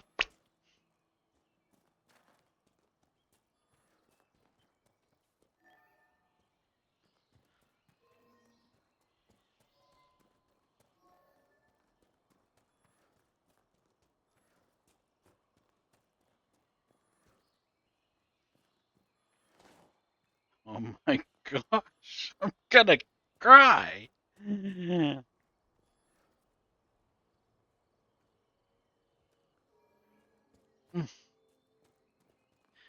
You people, you freaking teammates, you're not making it any easier. You're meddling.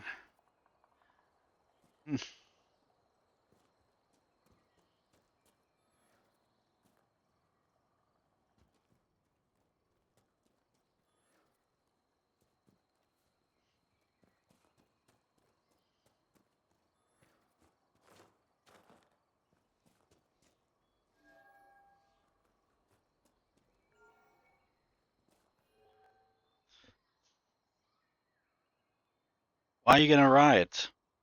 Is it because you seen the pattern and you can't tell me anything?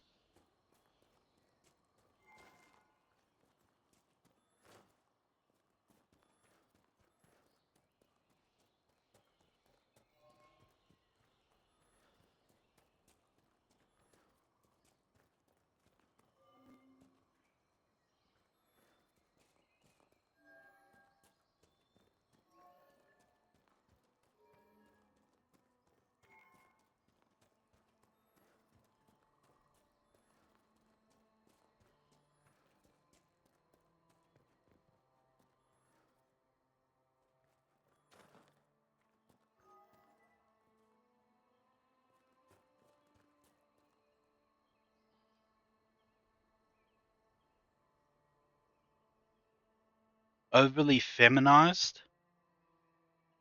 How do you do that? It's basically a jumpsuit.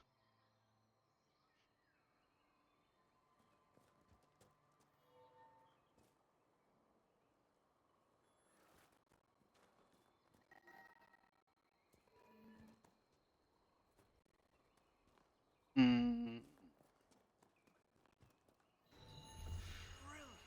okay, that was a mistake. I had no idea what I was freaking doing. It's just bopping and going this way and that way.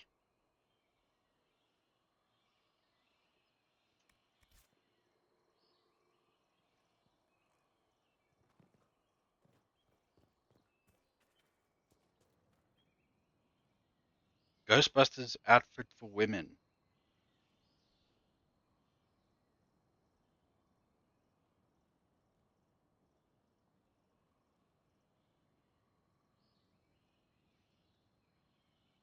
Oh, I see what you mean there. Yeah, no. It's too tight. It needs to be loose so that you can run and you can get slimed in a more um, Bill Murray fashion. The Imperium reached even here. Ah, that's the time now. Well, end of the road for tonight, friends. Let's see who's available. I hope it is who I think it is. They are. Let's just see.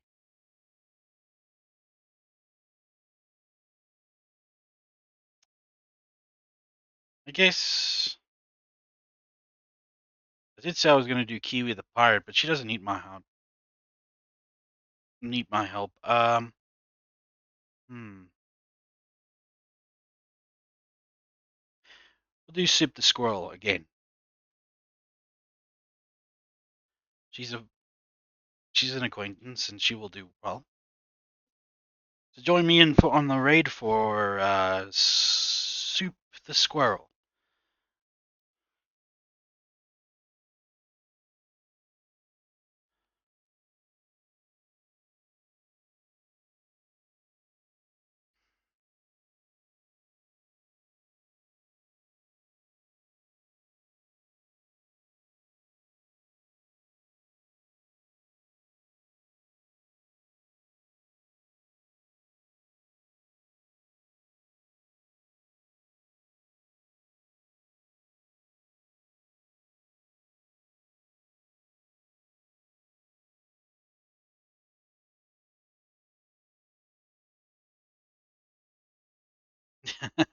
If it's the slime pot, then not necessarily would have to get in, put it on for that.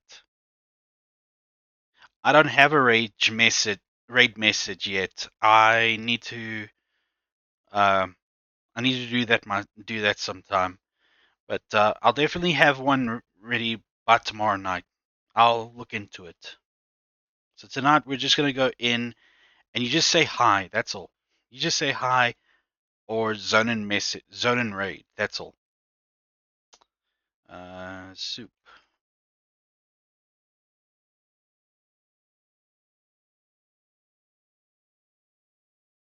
Yeah.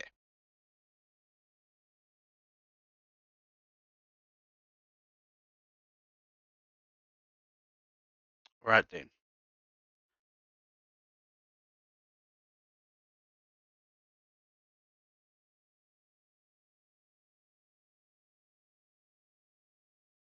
Well, everybody who came, who stayed, who lurked, and such, thank you very much for coming.